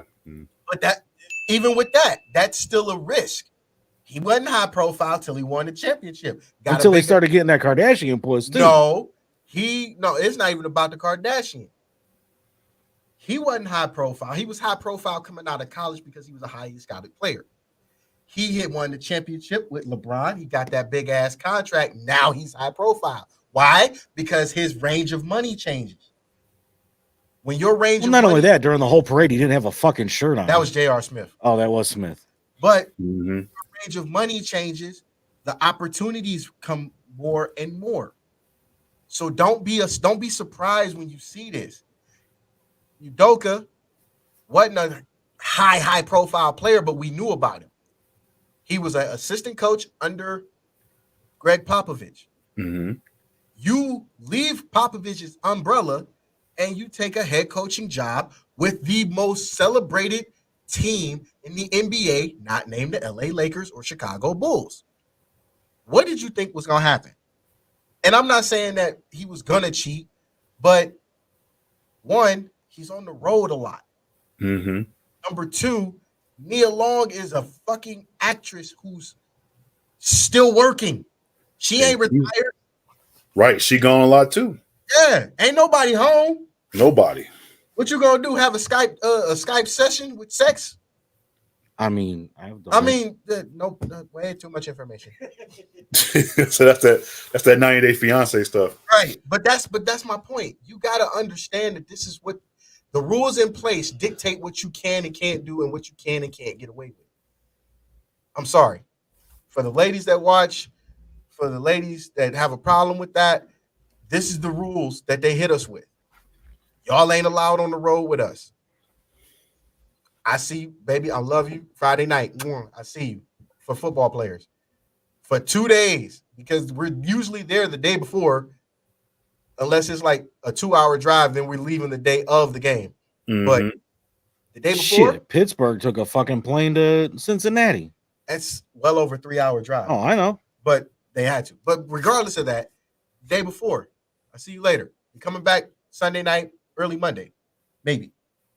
And then practice don't start until Tuesday. Yeah. NBA players, MLB players, soccer players, hockey players, they don't have that luxury to come home after a game. It's what's the next game? Where are we going? Baby, I'll tell you, I hit you up when we get to the hotel. That shit takes a toll on a relationship. Honestly, it does. I'm not condoning it, just telling y'all the truth. Yeah. Let's move on from the relationship hour. We got to get into this shit from the fucking NFL, dude, because my blood is fucking boiling over some of this. You brought it up. Before we get, you know what? We'll touch that. Last week, Tua Tagovailoa, I know I finally got that right, had a concussion against the Buffalo Bills. Mm-hmm. And as you can see during the game, when he took the hit, he was not okay. He said he lost feeling in his fingers. You're not supposed to lose finger in your feelings playing football at any point. You're not supposed to lose finger in your feelings? Yeah, well, you're not supposed to lose feeling in your fingers. How about that? Okay. You're not supposed to lose feeling in your body after taking a hit.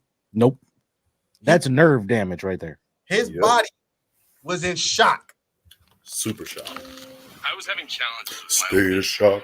Not to mention, this night, Saturday, so 2 days ago, he goes to Cincinnati. He clears protocol. Whose media is on?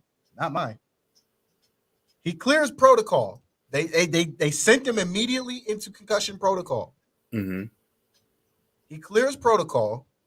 Apparently, he got tested all week, cleared it all week, and he's cleared to play Thursday night against the Bengals.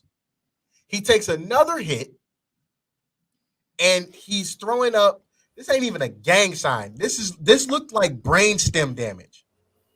So for those that don't know what a brainstem is, that's that little line that connects your spinal cord to the back of your head. The medulla oblongata. There you go. He gets carted off, taken to Cincinnati Hospital. He comes out, he's okay, goes back home with the team. All right, that's where I got to stop you right there. First of all, isn't it in the CBA that if you enter concussion protocol, you are damn near supposed to be in it for 14 days? Yes, unless you clear protocol. All right, you know what? Where's my? Yep. You asked. Okay. You asked. Which is why. No. I gotta throw a fucking flag on this, dude. Well, throw a flag, but I mean, because if you put the rule in place that regardless of severity, the CBA clearly spells out, you know, that thing that they don't follow anyway. Right. States 14 days for any level of concussion. You're right. Because of all the damage, the CTE, the fucking Aaron Hernandez's, the fucking Chris Benoit's of the world. Then why the fuck was Tua allowed to play not even a full week later? It was a short week. Here's that. And Ronnie, help. You can chime in on this too. But I got you on this one. Because we all played. All three of us have played. And clearly, the evolution of medical examinations has drastically evolved for concussion. Big E has not been allowed on WWE TV since June. He also broke his neck. There was a different. Okay, but there was concussion stuff there though too. He had to. Anytime there's a neck injury, you have to go through concussion protocol. Right. I'm just saying he hasn't been on since June. Here's the loophole with the CBA's agreement. The CBA's agreement states that yes, concussion protocol requires 2 weeks, unless a player can clear on field and team administered concussion protocol.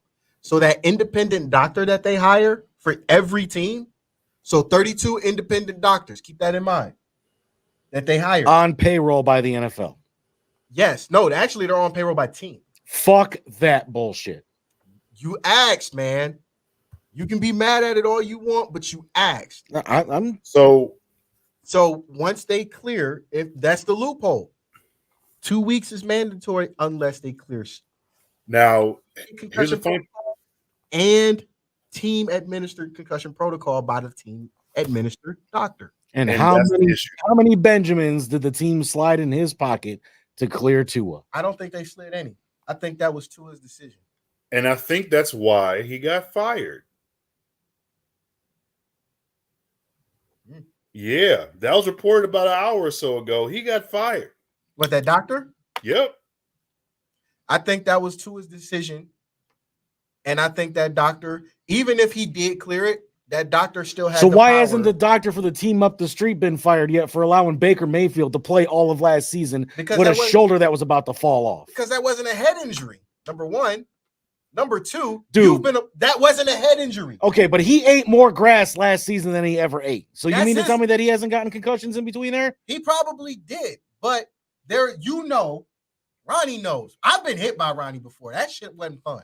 But as a player, yeah, because Ronnie pulled around on a sweep and I didn't see his big ass. But truth be told, Ronnie knows, I know. As a player, Lex probably knows. Lex played a little football. He built like a linebacker.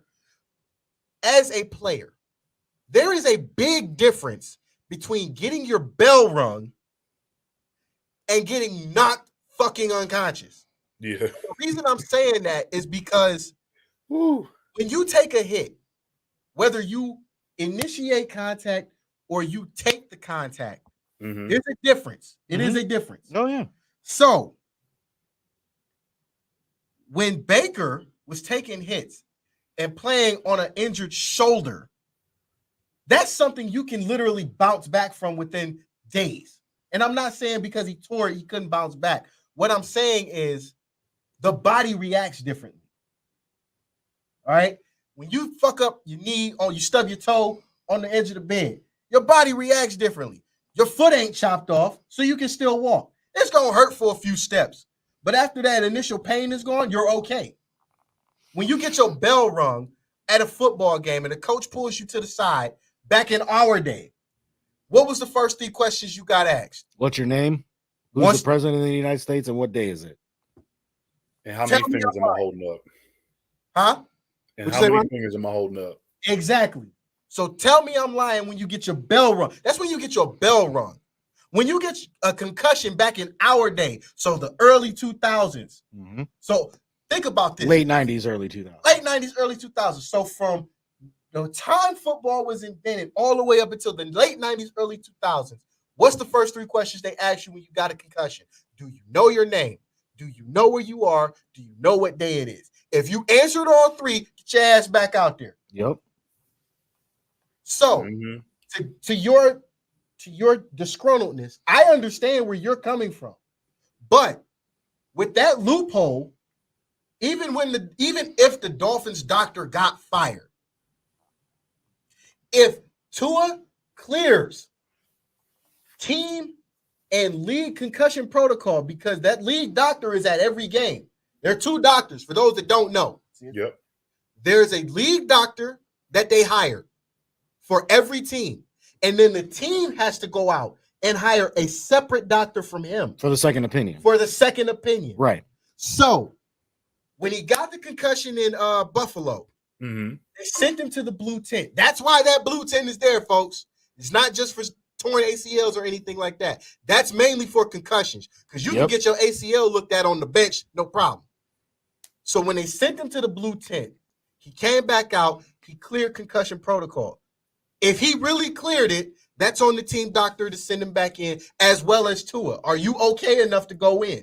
Yeah. I don't disagree with any of that. But personally, I mean, and after seeing what happened with Baker last season, and I'm not standing up for that team up the street at all, but after seeing what happened with Baker last season, where clearly he was not okay to play after a lot of those games, you would think that the league would step in and be like, hey, we got to change this. Well, here's the thing with that. Wouldn't that be, they do the rule change meeting every season, do they not? Yes, they do. But but again, players got to agree to it too.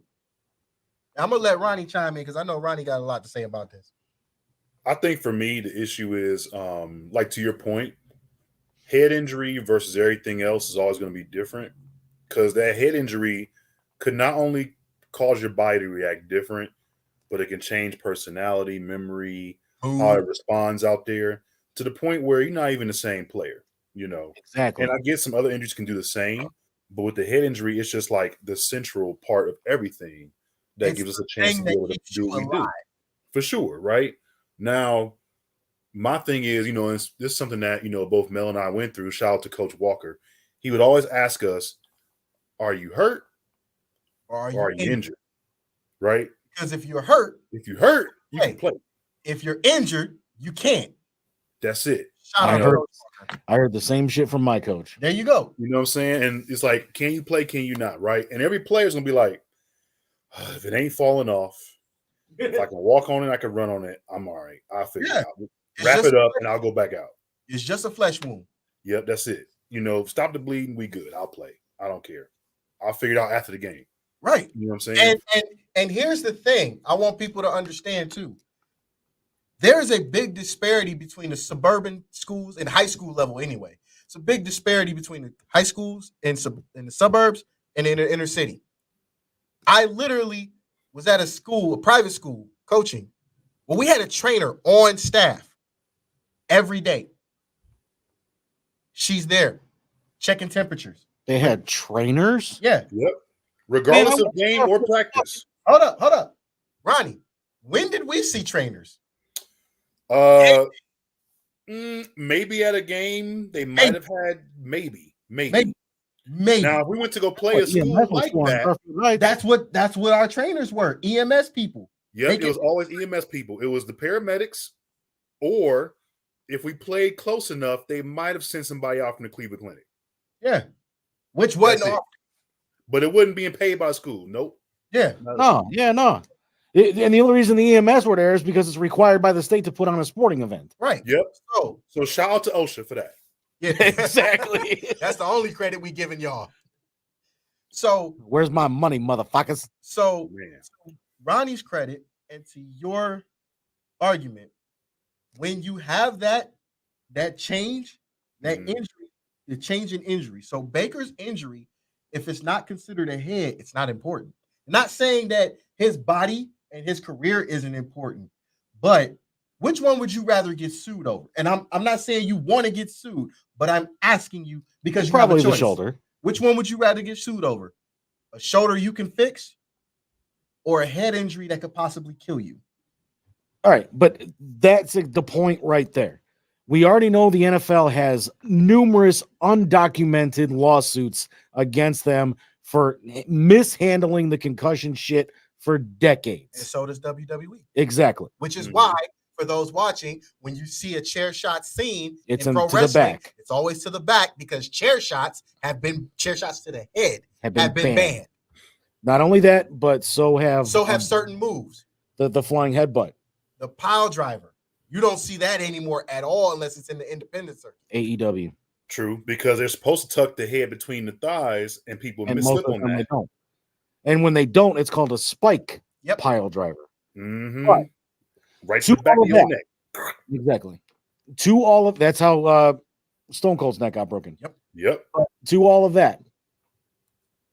With all of that, with all of these lawsuits, with all the science that's been coming out about CTE, especially after they did examination to Aaron Hernandez's brain after he committed suicide, and all these other players that have been dying, and we'll just leave it at NFL players for right now. We'll leave Chris Benoit to a conversation about pro wrestling. You would think, and knowing that Tua had that numbness in his fingers, and then he even said he had it in his leg and his knees and stuff too. That's why he went down. Right. That's why he was on spaghetti legs, as Joey Styles would say. Exactly. You would think that they would be like, nope, sorry, this is severe. You have potential nerve damage because you can't feel shit. 14 days. But again, the loophole, that's where the loophole comes in. Well, there should not be a loophole. There's a loophole in everything. Why do you think, and Ronnie knows this too, but why do you think that the MLB and the NBA, the two most notable, why do you think those player unions are the strongest in American sports? Because they're the most scrutinized. No, because the players hold the most power. It's up to the players in that league. Because without, let's call it what it is. I hate to make it sound like this, but this is the truth. When Jackie Robinson, just follow the line. So when Jackie Robinson came in, You saw a plethora of black players coming in behind him. Truth. They ran the white man, excuse my French, they ran the white man out of baseball for 30 years. Truth. 30 years pass. Roberto Clemente is in the mix of this. And now you have a plethora of Latino players running black and white players off the field. Which is still kind of happening today. This is still happening in the NFL. You had the white man. It was his sport. 1940s? Yeah, 40s. Yeah. Black players start playing college football. Marion Motley plays for the Browns. Now black players are running white men off the field. Yep, first black starter. The NFL is now 70% black. Yep. In the Can't be NBA, denied. in the NBA, 90%. it's 90% black. And they ran the white man off the field. You still got white men shooting 3-pointers because they know they got a shot at that point. I'm saying this to say the players hold a lot more power than these owners allow them to have. Mm-hmm. But in the NFL, that's where the problem is. That CBA is only so powerful for players. The players union is only so powerful against billion-dollar owners. Right. Yep. And look at what happened to the player that was in charge of the players union. He had to retire just to get away from the because it's day-to-day. stressful. It's stressful. Yeah. He's still the president of the players. Yeah. I can't remember his name. Treader. Is it Treader? Yeah. Right. Yep. Yeah. He's still the president of the players union, but he don't play for the Cleveland team anymore. Yeah. But again, that's where the owners get to come in and throw loopholes in. And maybe they shouldn't rush the shit. They shouldn't. But I mean, but just think about how many times the CBA has been scrutinized this season alone, mainly in the Deshaun Watson bullshit. And that's because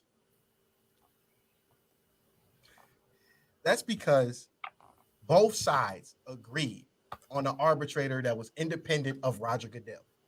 Because Roger Goodell's stupid decision-making is what caused them to come up with an independent arbitrator. And the independent arbitrator was still ignored in this situation. And that falls on Roger Goodell. 100%. But there's also that verbiage in there that says that owners and team personnel are held to a higher standard than players. But yet the Houston Texans, even though they settled more lawsuits than Watson, has not had a single thing held against them for that situation. Because Roger Goodell's not working for the players, he's working for the owners. Exactly. Now, with the Dolphins are already in hot water this season. They already in hot water with Brian Flores. They're also in hot water for tampering with Tom Brady. Let's not forget about that. So old ass Tom Brady. Right. Now, it just goes to form, to use legalese, that if they're guilty for doing shit against Brian Flores, which I know the league claims they're not, but let's face it, they are. Brian Flores lawyers say different, so I'm going with Brian Flores' lawyers. Exactly. And look at what he's doing over in Pittsburgh. That defense is getting better every week. Fucking fantastic. Now, you also got caught tampering with Tom Brady. Mm-hmm.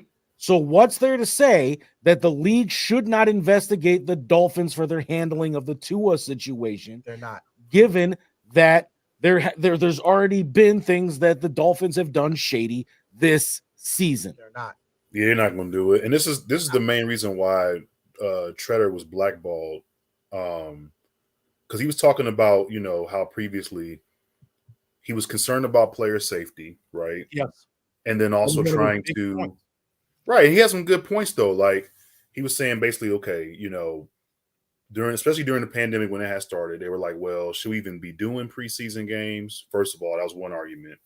Second was, okay, they wanted to reduce the training camp schedule down to 48 days, right? They weren't trying to do that because they saw this spike in different injuries, even outside the head stuff.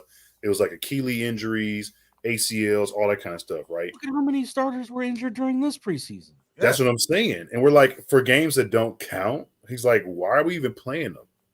You know what I'm saying? So his stance on that and what he was saying about all that. I understand all that. I mean, okay, the preseason games are important, but you even had starters that were getting injured in just fucking practice. Yep. And that's what I'm saying, shorten the training camp. That shit happens. 1,000,000%. like shout out to James Braxton because he's a good friend of ours. But all right, so he broke his leg in training camp. Yeah, I mean, do they really need to do preseason games? Can they not just find a way to do some kind of scrimmage? Well, here's the thing with that, and I'm not being funny when I say this. This is a legit question to what you're saying. If you want to cut preseason games, shouldn't you cut the draft? Because all these college players are going to graduate. They got to go somewhere. Canada, XFL, USFL, NFL. How do you know what you have if you're going up against the same people every day? No. I'm not saying scrimmage against your own team. I'm saying like do like these joint practices. And then you get fucked up by Aaron Donald with a helmet upside your head. Which one? You don't get a break either way. You don't. There's really no way to fix it. You either get cut, you get hurt at practice, or Aaron Donald smack you upside the fucking head with a helmet. Which one are you gonna go through? But I understand that point. Yeah, I understood Treader's point on that. And I do like what Tua put out his little statement here. Yeah, he said something. Yep. Yeah, because we're already into overtime, but I'm cool with that. I want to thank everyone for all their prayers and support since the game last night. It was difficult not to be able to finish the game and be there with my teammates. I'm grateful for their support and care I've received from the Dolphins, my friends, family, and all the people who have reached out. I'm feeling better and focused on recovering so I can get back out on the field with my teammates. I do like the statement that he put out, but some of it sounds rehearsed. It ain't rehearsed. As a player, I can tell you that's not rehearsed. That's not, because whenever you hear a player say at the college, even pro wrestlers, whenever you hear them say, I wanted to be back out there and finish the game. I'm not talking about that part. I'm talking about the part where he says with the care that he's received from the Dolphins and stuff like that. Maybe they wised up. Maybe there was a doctor. For those watching, I'll equate this to something y'all can understand. Anybody ever watch Any Given Sunday? Yes. Love that movie. Okay. That movie great, so remember, there was a part where the team's doctor was giving shots to Shark to keep playing, knowing Shark was a hit away from spinal cord injury. James Woods. That could turn into permanent paralysis. Mm-hmm. Also, he could get his signing bonus, which was important to him. Mm-hmm. I take WWE in the steroid trial for $1 million, Alex. There you go.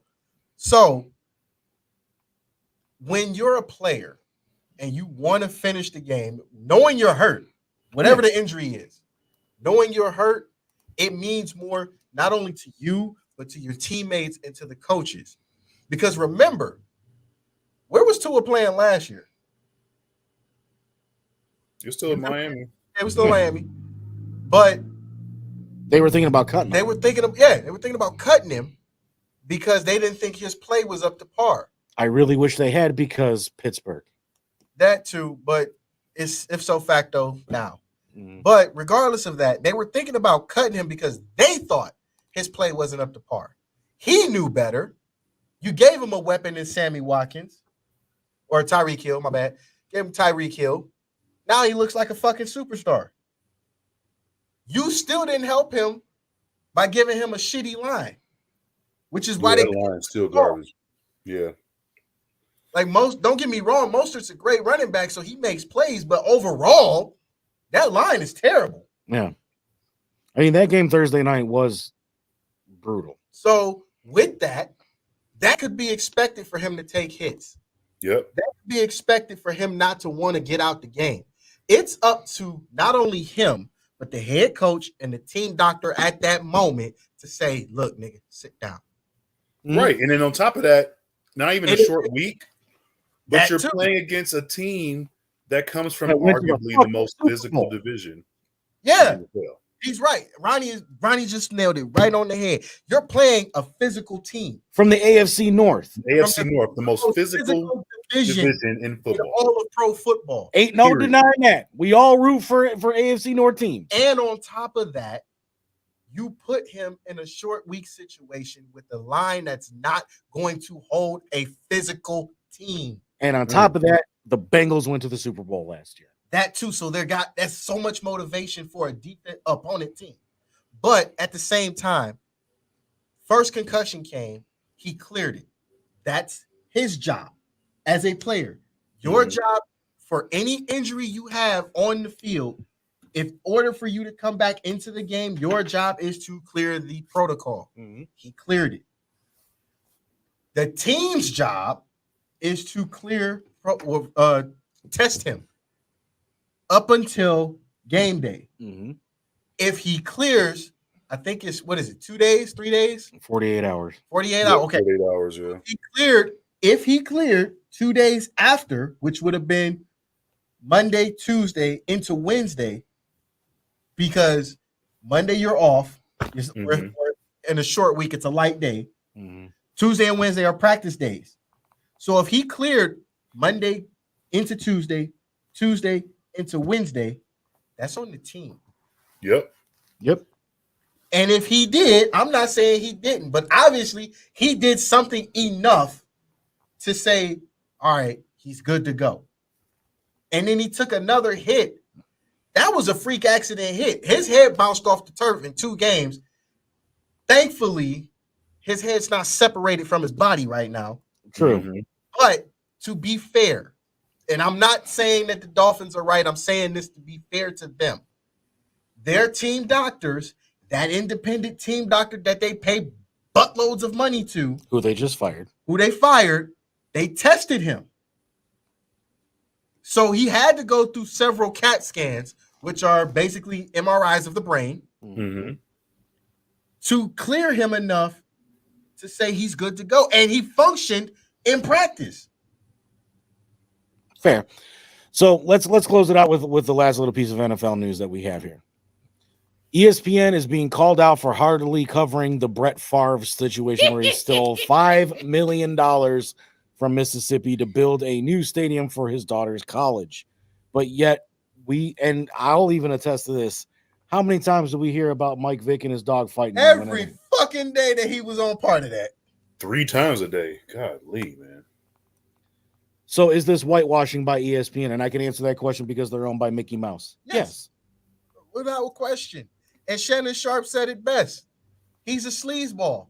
He's been a sleazeball. How do you, Mississippi, the poorest state in the country, how do you embezzle that much money? You donated to your alma mater. It's not even your daughter's school. That's your school. Yep. Because quarterback of Southern Miss Golden Eagles football team up until what, 91? When you got drafted? Right. So you embezzled it. You embezzled millions of dollars. You wouldn't pay back the interest, which was $250,000 for the $1 million you got for speeches that you didn't make or you didn't give. So why aren't we covering this? I'll tell you why. Because he's been in so much trouble and got away with it, we just overlook it. Did we not forget the part where he was sending dick pics to a sideline reporter that worked for ESPN/ABC/Disney? Do we not forget the gratuitous sex text that he was sending to another reporter? Like, come on. Like, he's in the Hall of Fame. Or he will be, whatever the case is. He'll be I think he's in the Hall of Fame as a player, but he'll more than likely go down as an executive for the Packers, though, too. There you go. The criminals it's crazy. that you really need to you and Ronnie get busted for having weed in our car. Well, not even an illegal amount. Not me, but no, what I'm saying is we're normal people to the public. I got pulled over for speeding, and the first question the cop asked me is, why does it smell like marijuana? And I'm like, dude, your nose must be broke. But we get busted for normal shit that that rich people get away with on a daily. You cheated on your wife, or you had an affair with somebody on your wife who, by the way, is just as fine as Nia Long, in the sense that you got lucky. Have you seen Deanna Favre? That motherfucker's fine. She's fine as hell. And he looks like a fucking goat. There you go. Meanwhile, Michael Vick got busted, not because he was physically there. There were reports that he had been there on occasion, right, to check on the house, but he was never part of the ring. He owned it. He owned the fucking house. Mm-hmm. And his cousins dined him out. He was never there, busted, part of the dog fighting ring. He owned the fucking house. The house was in his name. He was paying on the mortgage. So because he was paying on the mortgage, meanwhile, Robert Kraft is caught with his dick in his hand in a massage parlor on video. A massage parlor. And the tapes mysteriously disappeared. Where have we heard massage parlor recently? And so did the surveillance footage that the FBI supposedly had been stinging for a month. Footage. Yes. Massage parlor.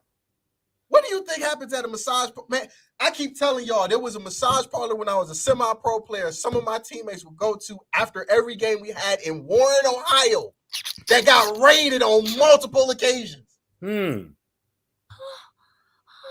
Yes. Every game we played, I love this team. I love that the fact I got to play at one of the most historic high school stadiums at Mollenkoff Stadium in Warren, Ohio, Warren G. Harding.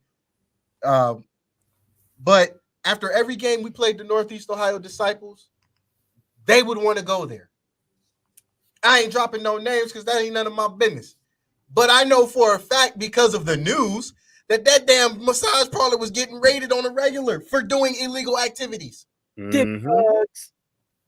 So y'all knock Watson, but you don't knock the women who signed these non-disclosure agreements with the Houston Texans, not Deshaun Watson. So for those that are not aware of what a non-disclosure agreement is, that means you keep your fucking mouth shut and we pay you money. Yeah, that's basically it. And you knowingly signed that. Michael Vick probably did know. I'm not going to say he did because I wasn't there. I'm going to say he probably knew his cousins was street people. Into something, yeah. Into something, but he wasn't at the house. He was playing ball. But here's the problem with that, though. And I can attest to this. If something happens at your house when you are not there, they call you. You are responsible, yeah. And they call we know that.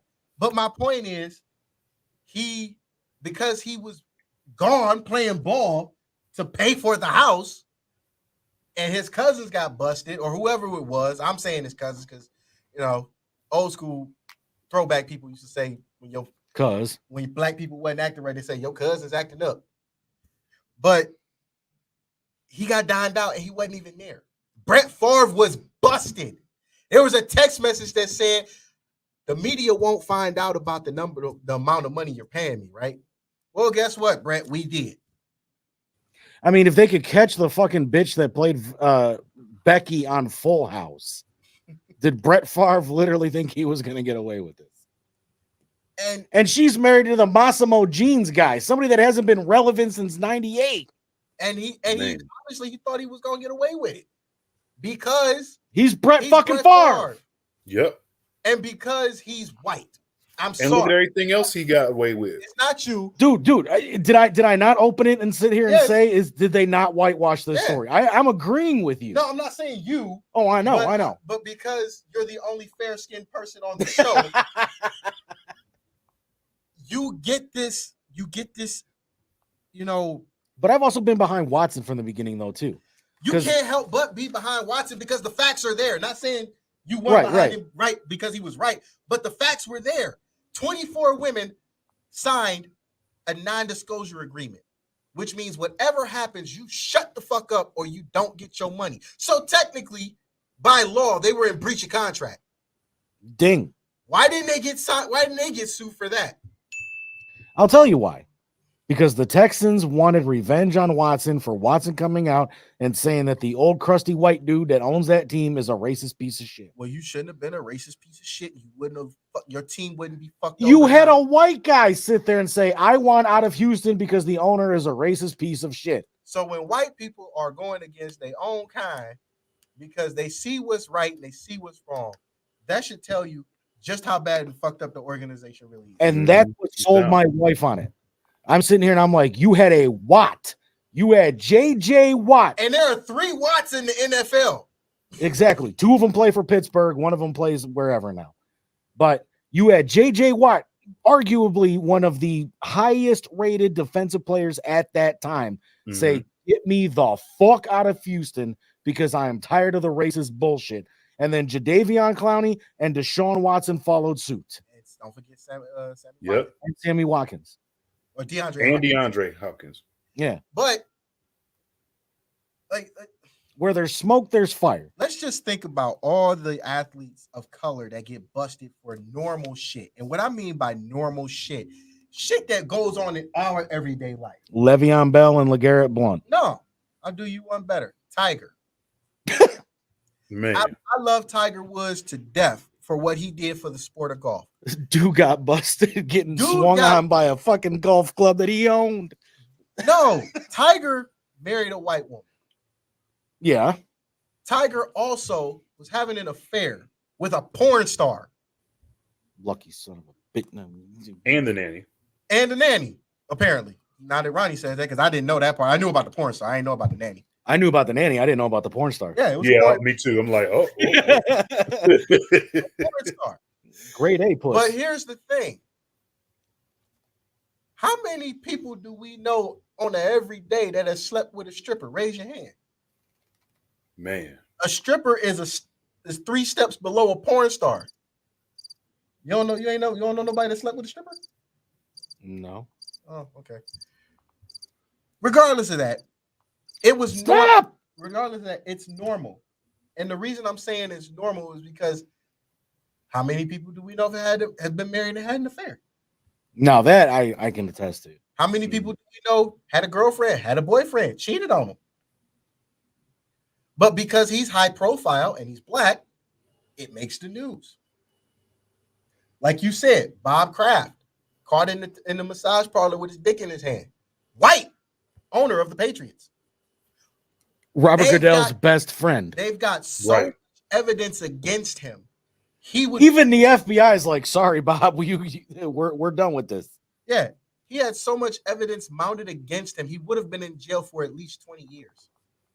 What happens? It goes poof. All the tapes, all the witnesses. I'm not gonna say the witnesses disappeared, but I'm pretty sure they were paid off. Or they're back in China. That too. Brett Favre or Michael Vick gets busted for being part of a dogfighting ring when he was just paying on the house in Virginia, while he's in Atlanta, 3 states away playing ball. Brett Favre sexually harasses a reporter, has an affair with one, sends dick pics to another sideline reporter who was known at the time. I don't know if she's still doing it, but she was a sideline reporter for ESPN/ABC / Disney. Mickey Mouse Sports Network. And he's also embezzled millions of dollars in his pocket out of a poor state. And didn't they say that he also might be caught up in that PPP ring that's got the original Red Ranger caught up in shit too? Yeah. On top of that, you built your daughter's school / your school a new volleyball stadium that they could have built off their own dime. You know how I know they could have built that off their own dime? Because the average football team going on the average non-Power 5 school going to a Power 5 school gets close to $1 million. So the actual number is $850,000 for every road game that they take against a Power 5 conference. So you mean to tell me you couldn't took that Power 5 conference money and built your volleyball team a new dome to seat 10,000 people?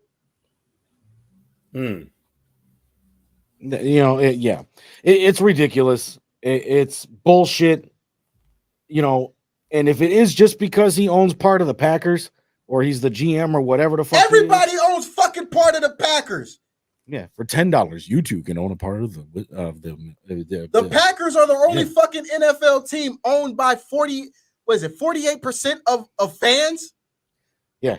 Wow. The other 47% is owned by the executives that work for the team.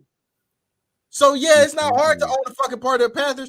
If we put $20 in, we can all three of us can buy a share of the Packers. Can we fire Brett Favre? Probably not. Damn, Man. We own a share. We don't own that much. Thank you so much, Alex Lett, for joining us from Ukraine. Oh, appreciate you, bro. Sorry, I had to do the whole, Google Translate thing, and I'm good evening. We are from Ukraine. That's what it says. We appreciate you. But hopefully you guys are safe too. But to my point, and to Shannon Sharp's point, cops be trying to arrest us for weed when they should be arresting dudes like Brett Favre. Well, think about how long it took him to get Jared the Subway guy. And he got caught. That was child porn. And he got caught with terabits upon terabits. Do you know how big a fucking terabyte is? Cool. For those that play Xbox, think about how many games you can store on your Xbox with 1 terabyte. Man. These white guys in power or with money get a luxury that the average person of color, the average white person living in poverty don't get. Mm-hmm. And I don't understand why ESPN, Fox put so much emphasis on players of color getting in trouble, but when it's a white person or a white player getting in trouble, nothing happens. You don't say shit. None. That shouldn't. If you're gonna call it fair. And what has ESPN been accused of over the last 10 years? Being racist. They let go of Jonathan Coachman for no reason. Coach was actually probably one of the best things on ESPN at the time. Yeah, he was. I hated him in WWE, but he did great. I loved him in WWE. He was a great backstage reporter or backstage interviewer. Yeah, he was shitty on the commentary table.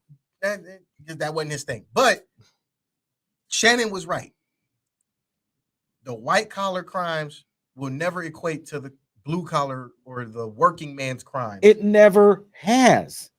In history, it never has. And it should, because that's more harm. In reality, more harm than good. Exactly. In reality, white collar crimes should be more heavily prosecuted than any other crime on the planet. And Brett Favre should be thrown under the jail, not only just for stealing money, but stealing money from a state that you're from. Your people need this. They need this money. People go to jail for food stamp fraud. $400? Mm-hmm. $400 is equal, because the average home in poverty getting welfare, food stamps is $400. You're going to equate $400 to $5 million? Are you fucking kidding me? And you know what? And you know what him stealing that $5 million does? It makes gas go up. It makes milk go up. It makes everything go up. And you're going to equate that to food stamp fraud? Are you fucking serious? And you're stealing it from those same people. Right. Exactly. And the same people that helped him won't get shit. Meaning they will not get in trouble. And even if they do, 3 months at Club Med, medium security prison. If anything at all. Maybe probation. Yep. That's how white collar crime does, man. It sucks. And that's what the people in that college ring got. That's what Massimo got. That's what Becky from Full House got. All they got was fucking probation. But you can't keep doing that, because now people are going to look at you as a government in Mississippi. Funny as fuck. I would. You better hope the people in Mississippi don't rise up. And I'm not insinuating a riot, but if the people of Mississippi are listening to this podcast, we do not condone violence, but God damn it, if you do it, don't say we didn't try to warn the government. It's also legal to deport an American citizen from one state to another. Or you could do them like South Park and send them adrift. Shit, you can do it fucking Dark Knight Rises and just put them out into the bay. Right. But that was the thing. Like, I never understood, because again, he got $5 million, and then he got another $1 million for speeches he didn't give. He didn't even give the speeches he was paid for. I don't understand that. You mean to tell me you couldn't take an hour out your day to give a speech? Not that people in Mississippi want to hear that now, because they hurting for money and shit. But you could have at least fulfilled your end of the bargain. and you chose not to. Then you wouldn't pay back the interest on the money that they gave you, which was $250,000, and you got $5 million out the deal. That's the part of it I don't understand. It's like they like, we good. It's Brett Favre. It's okay. Man, I ain't even. You get Wrangler jean money. Do you know how many motherfuckers is literally walking around here with Wrangler jeans? Yep. White and candy apple red is walking around here with Wrangler jeans. I mean, Niggas is wearing copper fit because of you and Jerry Rice. And you can't fucking give a speech. You can't even think about donating some money to where it's needed the most. Most rich people who are doing illegal shit do donate money to cover their ass. But see, that's also why he did it in Mississippi, because Mississippi guys back. Mm-hmm. I mean, it's the same state that just changed their flag, a year ago? Yeah. But Oprah out here giving away shit on her shows to keep the feds off her ass, and she ain't even doing nothing illegal. And you get a car. You get a car, and I need a car. Oprah, where my car? Right, give me a man. Fuck the car. I need the house. I can take the bus. Give me a house. I ain't got no car right now, man. I'm just saying. My point. She doing shit, and she ain't did nothing wrong. She giving away free gummies that apparently make people lose weight. And that ain't even wrong. That's trying to help people. Exactly. I want them. And he's I love gummy bears. He's up here taking money from a state. And you literally not only had help doing it, you don't even care. You ain't made a statement. You ain't sent a messenger bird out, a telegram, nothing to make it look like you pretend to care that you was fucked up, that you got caught. Yep. Well, we have gone 30 minutes over. Yeah, but it was worth it. It was. Ronnie falling asleep, man. So we got to end this show. No, I'm good, bro. It's crazy, man. This type of stuff is happening right now. I just can't. But it's so fucked up at the same time because, we as people don't make that kind of money. Yet, if we were to suddenly have a means to make that kind of money, imagine the kind of trouble and imagine the creek of shit we'd be up. Dude, we would have the fucking IRS up our ass. That's another thing. How did the fucking tax bracket not catch this? The fucking tax people didn't catch this? Wait a minute. We just gave $5 million to the Money's Crazy Mind guy. We took half of it in taxes. So he's only got about 3.5. But we got to still watch him because he might buy a house. Man. Imagine. Literally. Right. Wait, we gave Brett Favre $5 million? I know we're going over, and I don't mean to go over, but just imagine if me, you, and Ronnie came up with a PPP loan scam. I mean, they busted into the Red Ranger's house and took his ass out in handcuffs. The original, the OG Red Ranger from the shows back in the day. It's morphin'. He's gotten busted for PPP loan fraud. That was $4 million less than what Brett Favre has. So imagine what would happen to us if we got busted. Say that again. Imagine we getting life. We getting life. Sadly. Yeah, I might get 6 months, but you definitely getting life. Oh shit! If you getting 6 months, I'm if I gotta go, you coming with me. Fuck that. I'm making up for shit, man. He was slapping raccoons. I'm calling PETA, the ASPC. You calling Dick Goddard people on me, man. I'm calling everybody I can that's gonna believe the bullshit I make up. Man, he was having sex with chickens. And Hey. I ain't no chicken fucker. I'm just saying, if I'm getting life, we all got to get life. That's just how that's going. I ain't no snitch, but shit, you get 6 months just because you lighter than me? Nah, fuck that. All right, that is the end of today's episode. We'd like to thank all you all for watching. Shout out to Lex Vegas, Justin George, Kyle Price, talking about balls. Don't forget to watch these shows on our Redline Radio YouTube channel as well as our Facebook. You can catch everybody from Sunday to Saturday, starting with Kevin and Quinn. Actually, that show's canceled for right now. Oh, my bad. So Medium it starts out with Steel City Renegades from 7 to 9. Steel City Renegades. Actually, I'm sorry. I'm looking at the shit that's up there now. Yeah. I gotta fix that. Medium Ratchet. I was gonna say, Medium Ratchet from 8:30, from 9:30 to 10:30. No, they actually moved to 6 to 7. Okay, from 6 to 7. So you gotta change a lot of shit. Just Therapy on Mondays. Tim Buck Tuesdays from 6 to 8. She Vibes from 7 to 8 on Wednesday. The Lex Vegas Show on Thursday. I'm surprised the FCC ain't got that motherfucker. That motherfucker is outrageous, but it's worth watching his show. And then after that, Club Pizzle from 9 to 10. The Grapevine from 6 to 8 on Fridays. Saturdays, you got Comedy and Cocktails with John from Jen. My bad. That's so fucking far away, man. From 8:30 to 9:30. And then you got us from 2 to 4 earlier on in the day. And that gold shit. TMI. Oh, TMI from 10 to midnight. And then on Wednesday nights, actually, She Vibes is going to be moving to 8:30 to 9:30. Talking about balls, 7 to 9 on Wednesdays.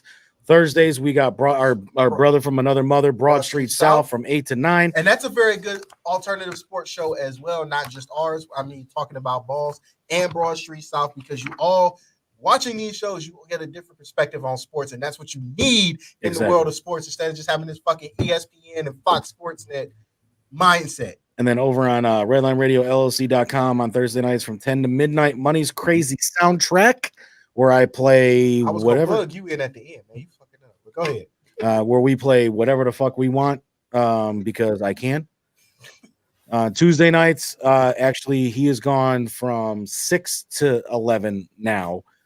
Gary Winter spinning the hits from the 50s, 60s, and 70s over on RedlineRadioLLC.com. And the first Tuesday of every month, so that means coming up this week, you get 80s night. Nice. Oh, yeah. You get to hear Hungry Like the Wolf from Duran Duran and shit. And then Friday night, 8 to 10 p.m. His Money's Crazy Mind. Yes, sir. We talk about a whole bunch of shit that may or may not matter depending on how he feels. Exactly. Well, and this week, actually, I was going to do a show yesterday, and I apologize to everybody that I didn't do my show yesterday, but I was being held hostage at Kiev Bedford, telling me that they could not finance me after getting not one, not two, but 3 co-signers to try to help me out. 3? You had 3? I can't get 1. Shit. Man, a bitch. But so this week coming up, actually, I might try to go live tonight. I don't know yet.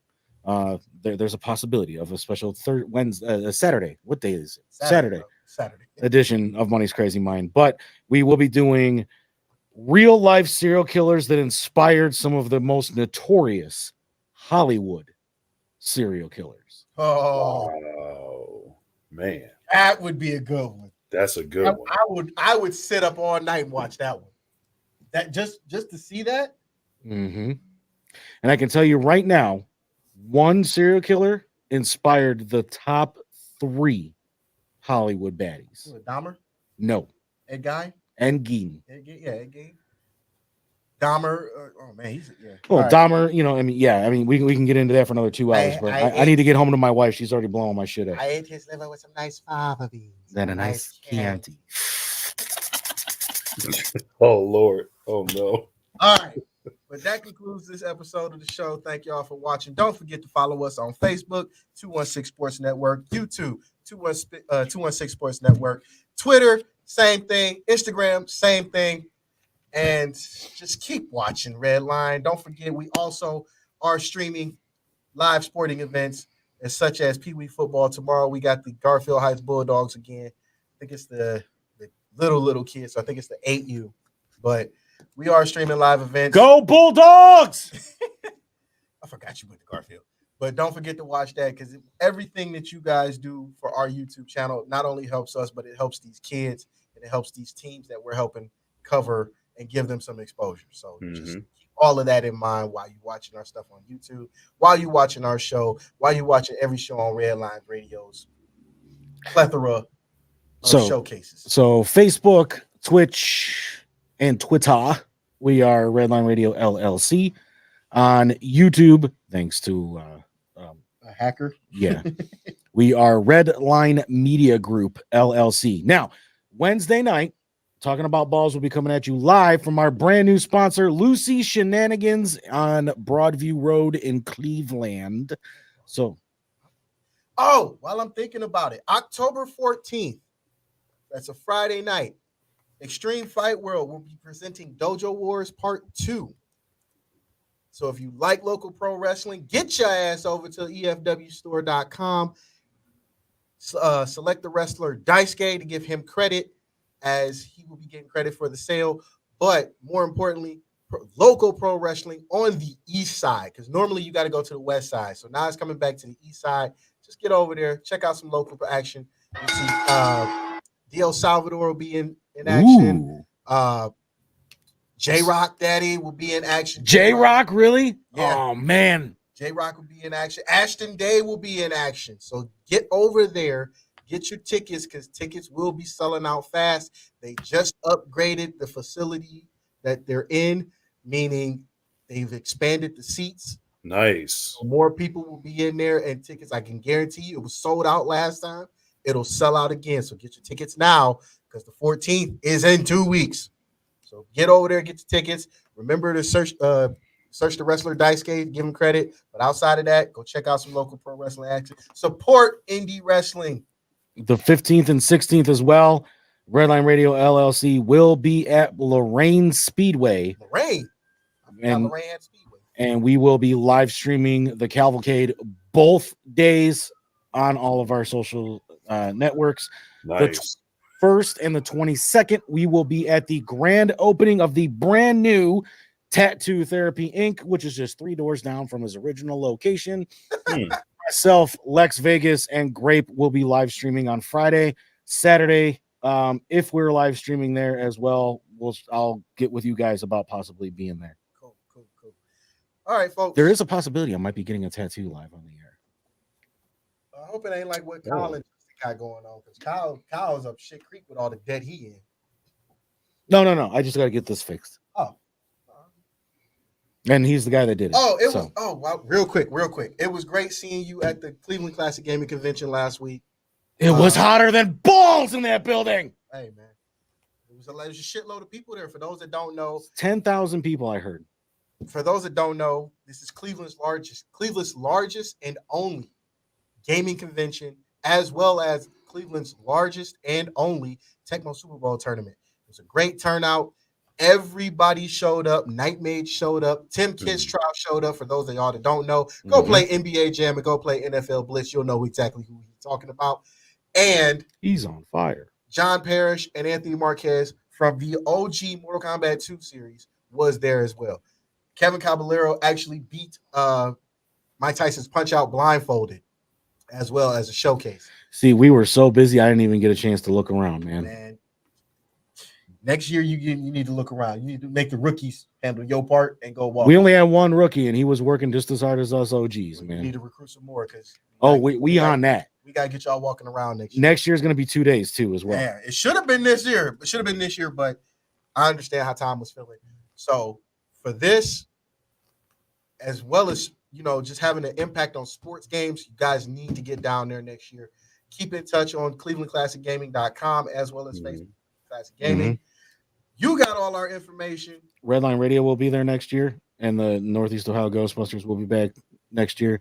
We raised almost $200 for charity. That's what's up. And they doing it for the kids. Yeah, man. For the kids, man. We had Stay Puffed with us. We had Slimer with us. Hopefully next year we'll have the Ecto. No, nigga, y'all have Vigo there. Fuck y'all. We have Vigo as well, man. Yes. Vigo will have a frame next year, too. Yeah, fuck that. No. All right, Ronnie falling asleep, man. What?